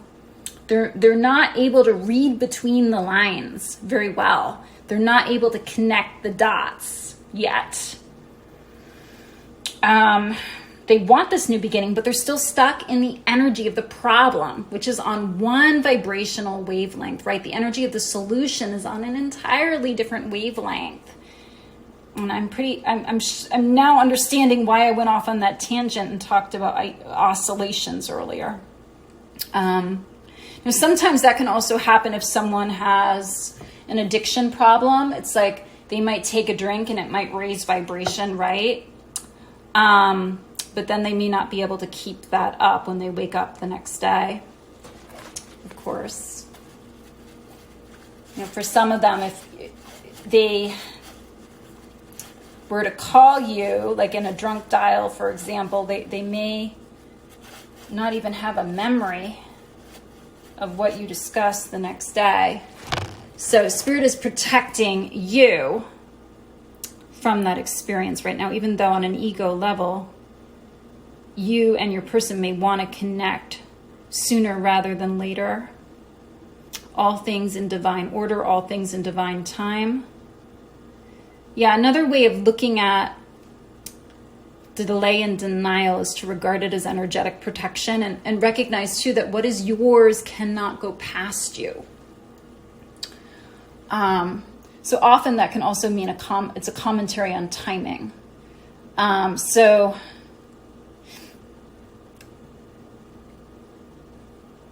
you can transform fate into destiny. Destiny gives you the right time, but if a door is closing, that can be fateful. So that can be an indication that more karma clearing is needing to be done, that the karma is needing to be balanced. It can be very layered. Okay. So your person is looking for a solution right now, but they're not in the vicinity vibrationally of receiving it. There's something here also about holding. And for them, the holding, it doesn't seem to be at the heart level. It seems like there's something, there might be, it's like, I'm getting this image of someone squinting their eyes and there's just like a lot of frontal lobe processing, right? And in fact, they could really even be tensing those muscles up there. Their head may hurt or, they may be hitting their head against the wall trying to come up with a solution to a very complex problem. but they can't go it alone. They can't think their way there, is I think what I'm trying to say. Some of them may also have imprints of brain damage. For fewer of you, there could also even be some head trauma that you're dealing with, or head trauma in your lineages. Okay, what are they aware of, however, as it concerns? Ooh, okay, I feel like that came up in pile 1 too, 2 of Cups, but it's in the reverse. Oh, so there's deep love here, but they're not showing you that. Yeah, and they're having trouble feeling it in this pile too, because they tend to they live up in their head, essentially. They may have an extremely high IQ, some of them, lower EQ. You, pile 1, are coming through as having a higher EQ. They want this new beginning with you, but they don't know how to manifest it. They may be trying to learn how to manifest, and they may not be understanding. For some of them, what they may believe is that, I raise vibration and then I wait. But that's only part of the life cycle of a manifestation. I mean, there's an intention, right? We have to have an intention. And then we have to raise vibration, and then we have to wait, not for the thing to show up necessarily. I mean, sometimes it does. But I mean, I think even the example that Neil David Walsh, I think it's Donald, I'm not remembering his name the right way. He wrote Conversations with God trilogy. And that was many years ago. What he said is there was even an action around receiving money, because he had to go down to his mailbox and pick up the check, right? So it didn't just fall in his lap, the money he was trying to manifest. And apparently he wasn't in the vicinity of remembering that he had to check his mailbox for some days, even, as the story goes, I think, in the first book. So yes, your person is needing to take some action, and it's not necessarily, it may be an action toward you, but I'm getting the sense that there's other things that they need to clean up first before they can be ready to come toward you.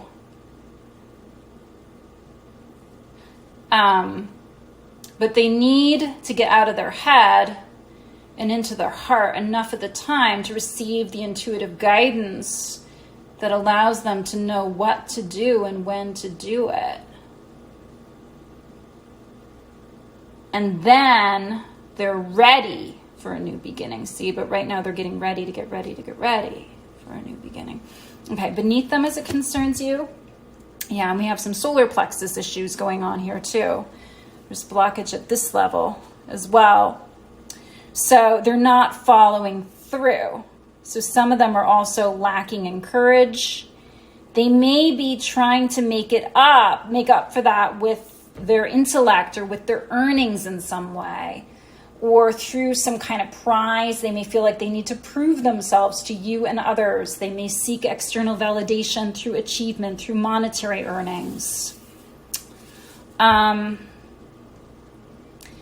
they might be trying to make up for their misalignment through action, not necessarily towards you, but in other ways, and that's draining them. So, I mean, aligned action will never drain us, but action and effort, that's exhausting. So I'm getting the sense, even I'm picking up on a sense of burnout here. And your person may be drinking too much too, or using some other addictive substance as a numbing agent.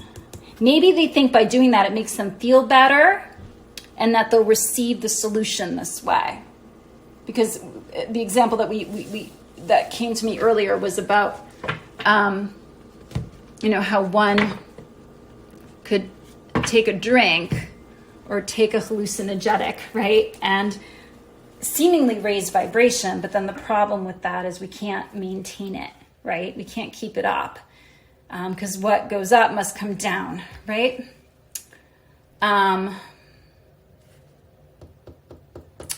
This overwhelmingly is about courage too when there's solar plexus issues. This may have come up for one of the other piles as well. I can't remember.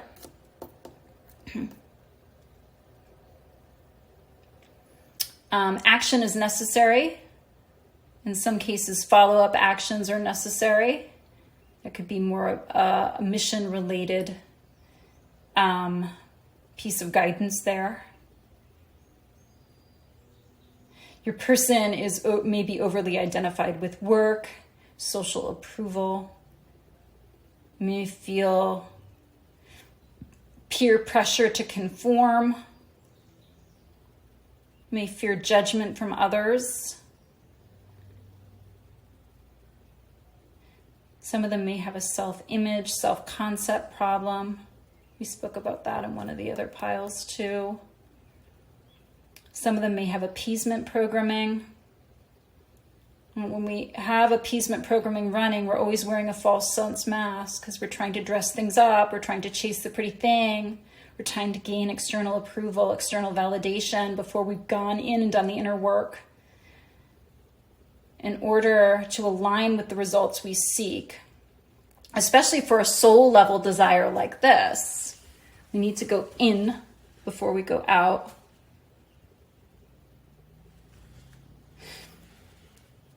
And some of them may be trying to connect with you that way.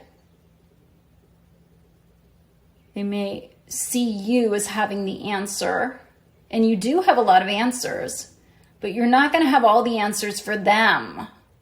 They need to get their own answers too. Even if you are the same soul, they're going to have different experiences than you have had. Yeah, and then now we're receiving the heart wall card, 4 of Earth. And so that, that kind of goes hand in hand with that King of Air energy. The need to know, the need to control, the need for certainty, the fear of the unknown, the fear of failure, the fear of rejection. Often when the 6 of Earth comes up, it can indicate there are past relationship wounds or early childhood trauma that has created a heart wall. It can be very layered. It can be very difficult to fully dismantle.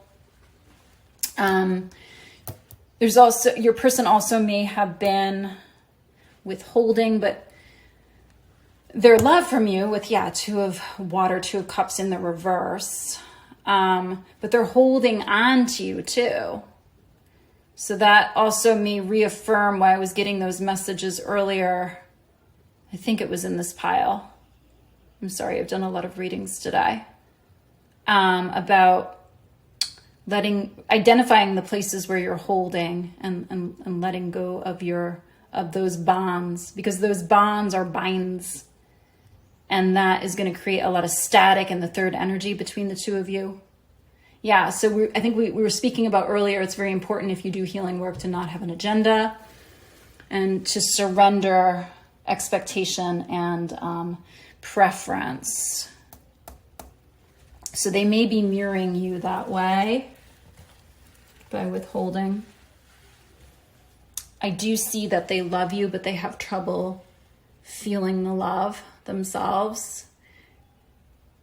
It's like they're trying to know the love, but that's not enough to manifest a new beginning, right? We have to feel the love too. And also by getting into their heart more, it's kind of, we can conceptualize of trauma as frozen. And I think I said this, there was some synchronistic message with the ice machine in one of the piles. So trauma is frozen. If we have a heart wall, we're going to have a lot of blockage there. But as we feel into our emotional body, the ice can start to melt. And as the ice melts, our heart field can expand.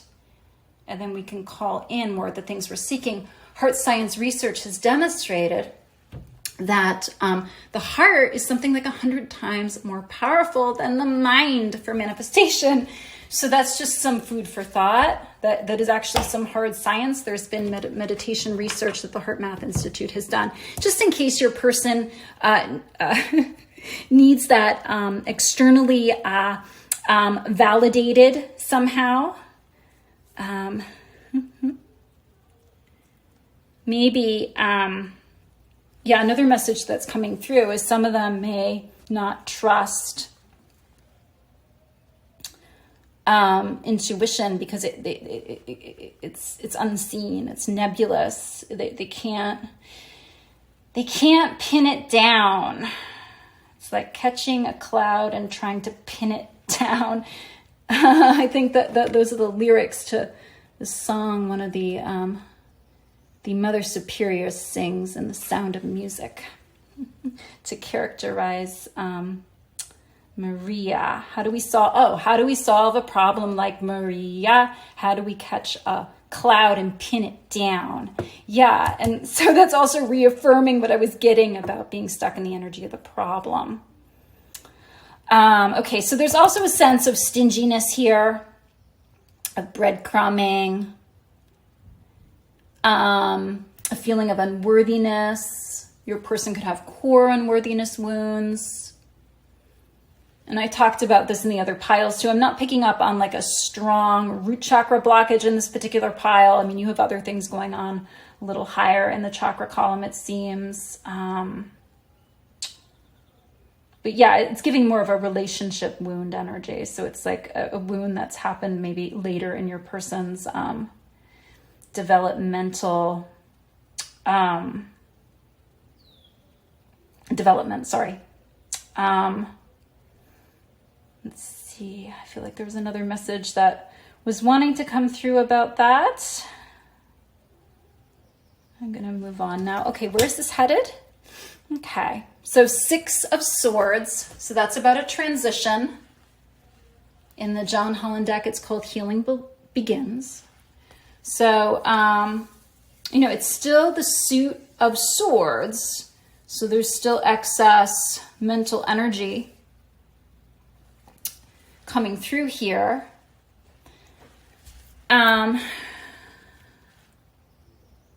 this is very much about embracing the unknown. And the best way of doing that is to stay in the present. The present moment is a portal, and we spoke about that earlier. There's more of a willingness on your person's part to let go of the past. I see that they want a new beginning with you, and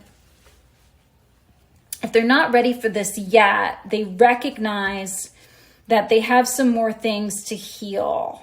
So I'm getting like an energy of acceptance here. Accepting that they've made mistakes, accepting that, okay, yeah, how they're going about it is not the right way. So it's like they need to be vulnerable enough to ask for help, is another message that's coming through here too. Maybe it's not help from you because maybe they're too proud to ask you for help, pile 3. They may need some help with a trained professional. They may need to talk to a therapist. They may need to go to, some of them may need to go to Al-Anon if they have addiction issues, or if their parents had addiction issues. Yeah, something else that was coming through is there could be a narcissist empath dynamic in place here. If not between you and your person, then it could be in place between your person and their parents, their person and their ex-spouse, for example. And they may have abdicated their power, and they may need some help reclaiming it. And, the heart wall is, of course, protective. They're trying to protect themselves from being hurt again. They have trust issues.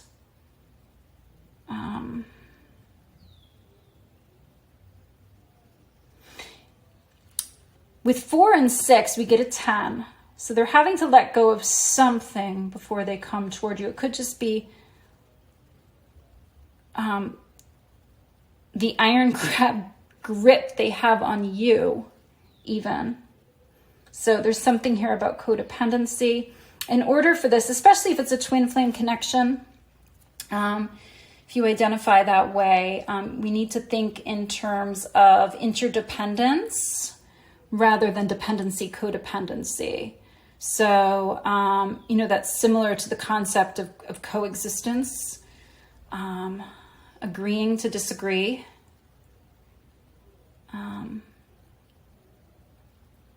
So there is, I'm picking up on, there is a willingness to change, and they are willing to accept that they're wrong. For them, that's a big deal.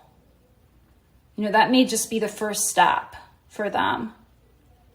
But yeah, they may need some further support from you energetically. But they may also need to talk to someone, therapist, a minister, counselor, to help them heal some of their blockages, which seem to be concentrated around, the third chakra, the third eye chakra, but also the heart chakra because of the Four of Pentacles there. Okay, so let's get some further cards to find out what their next possible actions are towards you, pile 3. Getting the sense that some of you may be receiving communication because some aspect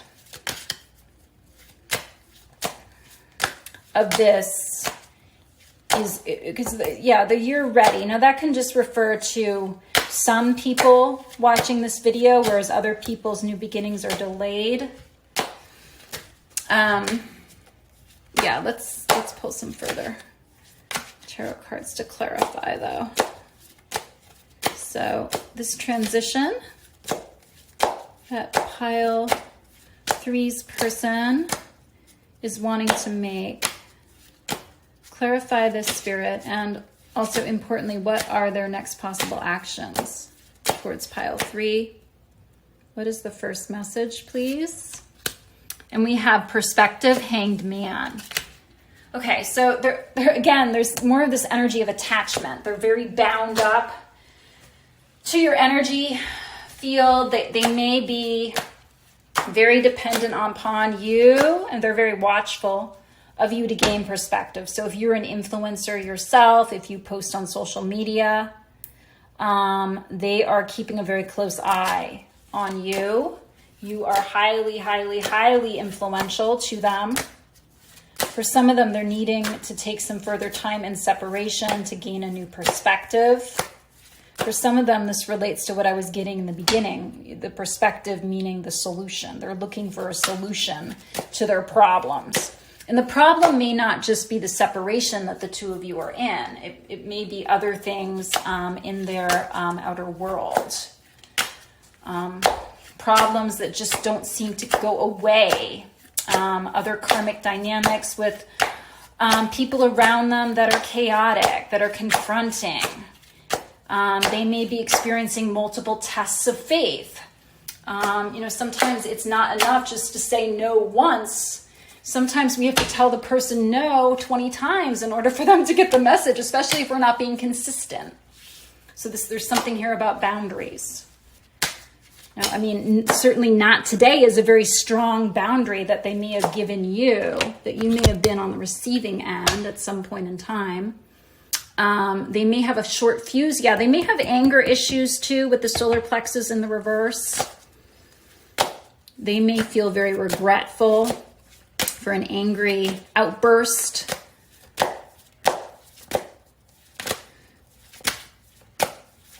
Resulted in disruption between you and your person in the past.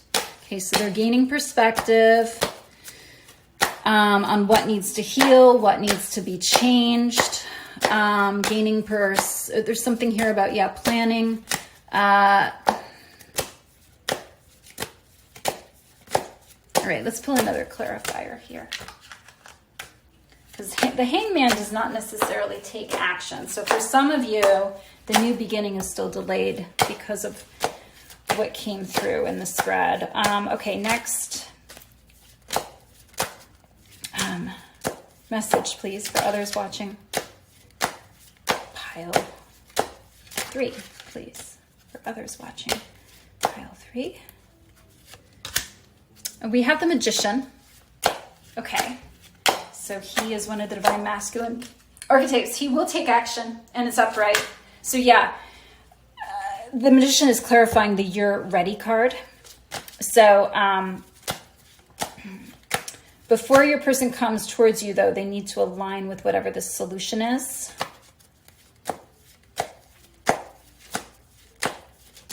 To their problem.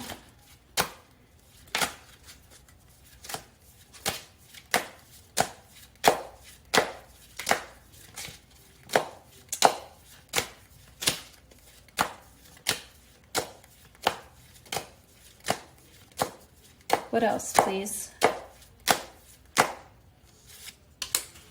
And the third message is strength, but it's in the reverse. Yeah, so what I was saying before about how they may be being, their faith may be tested by spirit. So really when that happens, that's kind of like an initiation of sorts. It helps us build strength and power so that spirit can ensure you're ready to manifest. See, you're ready to manifest what you've been asking for. So sometimes if that's happening, though, we can start to doubt, and then doubt puts us back in discordance. And it certainly can delay a timeline. It won't usually deny a timeline if you're practicing the right vibration enough of the time, however. So yeah, the strength card when it's in the reverse can indicate needing to muster the courage too. The courage to not only message you, not only come towards you, but to change his or her life. I mean, for some of them, this may be paradigm shifting. We don't have the Tower card here. But they may have already gone through a Tower moment. This could... and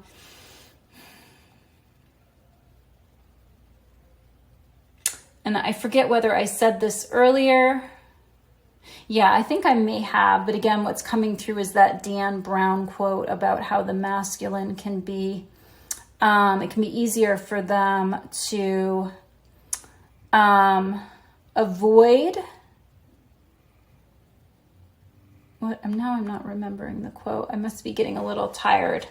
Let me see if it comes back to me. It's easier for them to avoid their fears than it is for them to go after their desires, is another message that's coming through. Yeah, so they are being initiated to go after their desires, and their desire is you. They may have been putting other people first, and they may have a lot of responsibilities, and they may have been very weighted down by those responsibilities, and they're not used to putting their own needs first.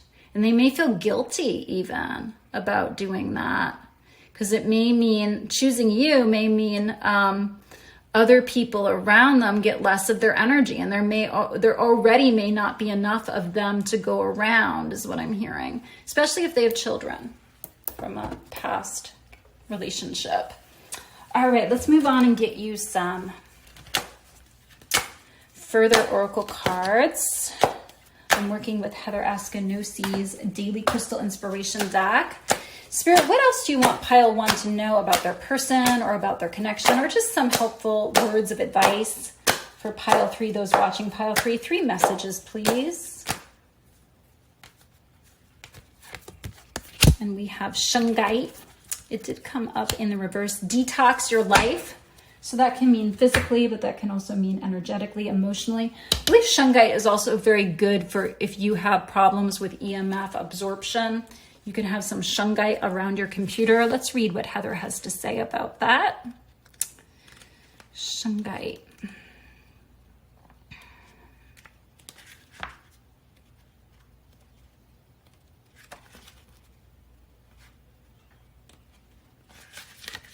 Your mind, body, and spirit need a system reboot. Without necessarily realizing it, we are affected by our environment and by all the things in it, from the technology constantly at our fingertips to the air we breathe, the foods we eat, and the health and beauty products we use. Take a closer look at what you choose to surround yourself with and what you put on and in your body. There may be a certain area of your life that needs simplifying. Take what you need from it and release what you don't. A virtual cleanse will help clear out the energetic sludge and get you back to feeling your best. So your person may be receiving some dark energies through the screen even. People can leak a lot of energy through their eyes and absorb a lot of energy through their eyes. So that might be a source of how your person is getting them. The entities, discarnates. I was picking up on luciferic energies earlier too. Yeah. And what was the other message that was coming through off of that? Okay, I lost it. I'm going to move on. So...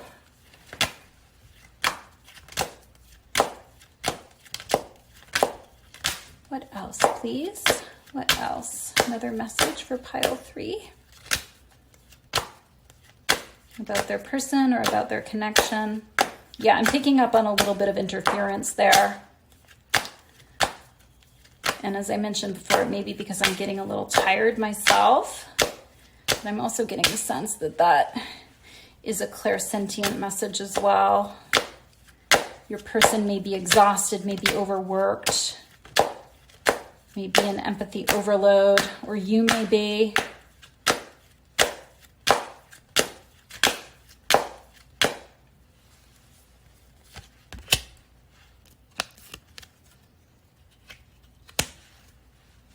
We get adventurine, create your own luck, and that came out in the reverse.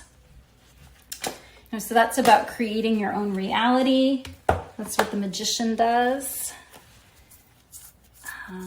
Spirit wants to co-create with you. You know, that starts first in a vertical sense, but then after you've been practicing that vibration, that momentum enough of the time, it also spills over into the 3D with other people, with other co-creators, including your person, ultimately. Something here about wanting to take an adventure too, traveling.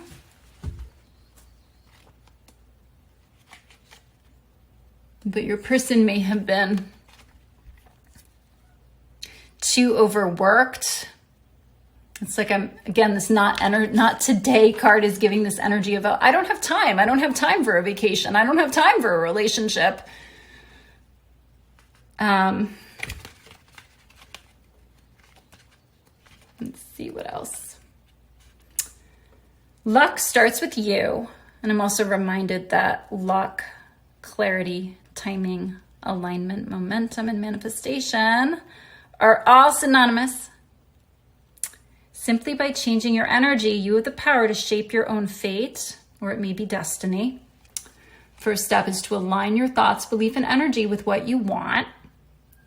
Once you are fully aligned, you can attract the opportunities you desire to accomplish your goals. And that's like what we were talking about receiving the solution, right? Like a magnet, you can set yourself up for the best possible outcome to any situation. Your luck is not a coincidence. It's your own creation. Yeah, absolutely.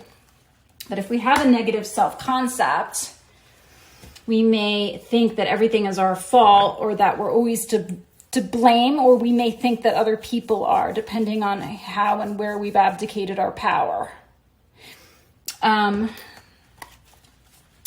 So part of releasing denser energies allows us to move up from victim consciousness, which vibrates beneath 200 on the Hawkins scale, to manifestor level consciousness, which vibrates at the level of courage. That is something your person is needing to master in order to make these life changes. So then we can be the co-creator of our own reality when we're at least that level of manifestor level consciousness. If we think of this in base vibration, your person needs to at least be vibrating at the level of 200. And I see that they haven't been there enough at the time yet at the base level. Okay. But the good news is you can help them energetically with that by working on the energy centers we were given earlier. Okay. One final message, please, for pile 3 about their person, from their person. Appetite. Get out of your comfort zone. Yeah, absolutely. That's coming out in the reverse. So that's something that your person is having trouble doing. Yeah, one message that came off of the 6 of Swords card is about being afraid of the unknown. They know a transition needs to be made. They know that some things from the past need to be left in the past, but they're not sure of what the solution is yet, or where they're headed. Yeah, it has to do with their life direction and their life purpose as well. There may be a lack of clarity about what it is they want to create too, for some of them. There's a lot of confusion coming off of that sword energy.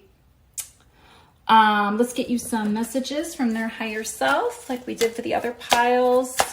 What would they like to tell you if they could right now? Pile 3. What would they like to tell pile 3 from their higher self? I feel you leaving me behind. Yeah, you're offering the right vibration enough of the time, so they're going to start to feel you leaving them behind. But that's what you're supposed to do, pile 1. And some of you, that's why that message came through in the beginning about maybe wanting to manifest someone else, maybe wanting to explore your options. Some of you may have made a judgment about this person, and you may have decided that you'd like to try your luck, adventuring, create your own luck with another soulmate. So since they're feeling that way, they fear losing you too. So I'm getting the sense that we may see a higher timeline momentarily when we pull some timeline oracle cards for you. They have been a holding pattern with that hangman energy, but I see that they're building up the courage. And they need to get out of their comfort zone. They need to take a leap of faith, and they are getting ready to do that. Okay, so what else do they want to tell you, please? What else? Oh, I feel you leaving me behind is also reminding me of the 6 of Swords card. Because in that card, there is a boat, and there's one shore. You're leaving, the figures are leaving the old shore behind, and they're going toward the new shore. So they may fear that you're going to move on. I wish I could share my good news with you. Well, that's nice. So maybe things are improving for them. Financially, it seems like, or they have reached a certain professional accomplishment. They've gotten a good performance review. They'd like to share that with you. That could be a good icebreaker, that type of good news. For some reason, they're hesitating now. They feel like it needs to be more substantial than that. Yeah, it's not enough just to... There's also something a little self-absorbed that's coming off of that. They're afraid that they'll think that they're self-absorbed if they just call you up randomly. Yeah, they feel like they need to actually have something tangible to offer you, in other words, if they do approach you directly. Okay, one further message. What would their higher self like pile 3 to know, please? We have, I look for you everywhere. Yeah, they're very insecure. They're always seeking reassurance from you. And, it's possible that you may have shared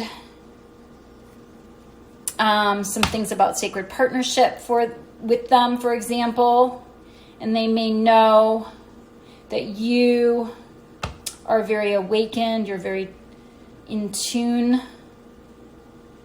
you're very knowledgeable, you're very advanced spiritually. I guess one message that was coming through earlier is that you're very influential. So you hold significant power of influence over this person. Yeah, they're always looking for you. I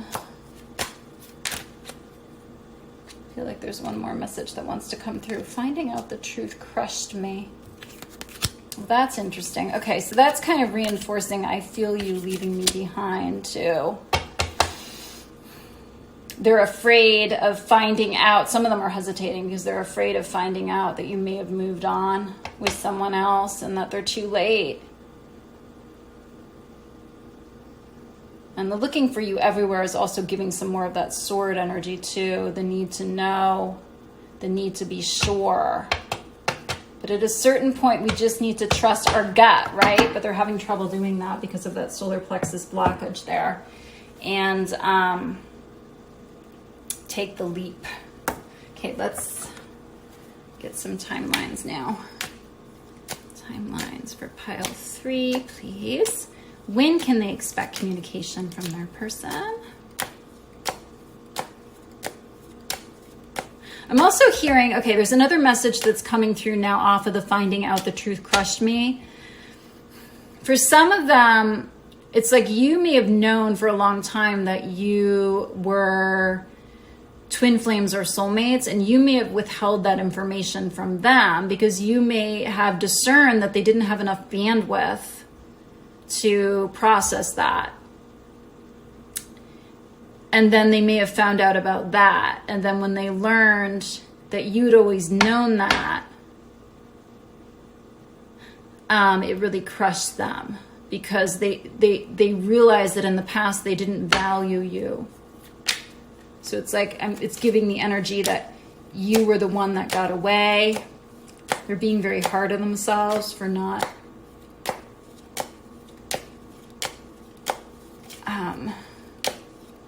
understanding that about you, who you were to them.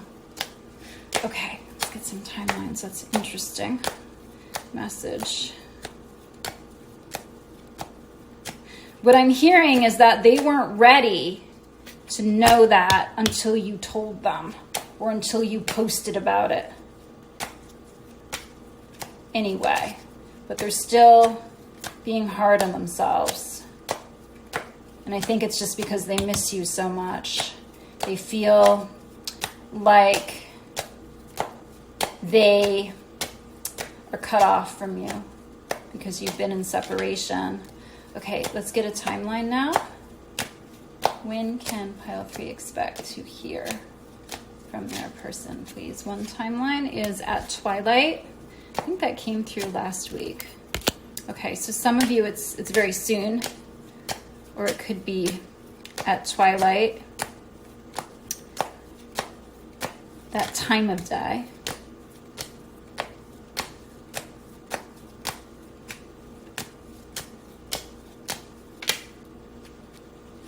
Another timeline, please.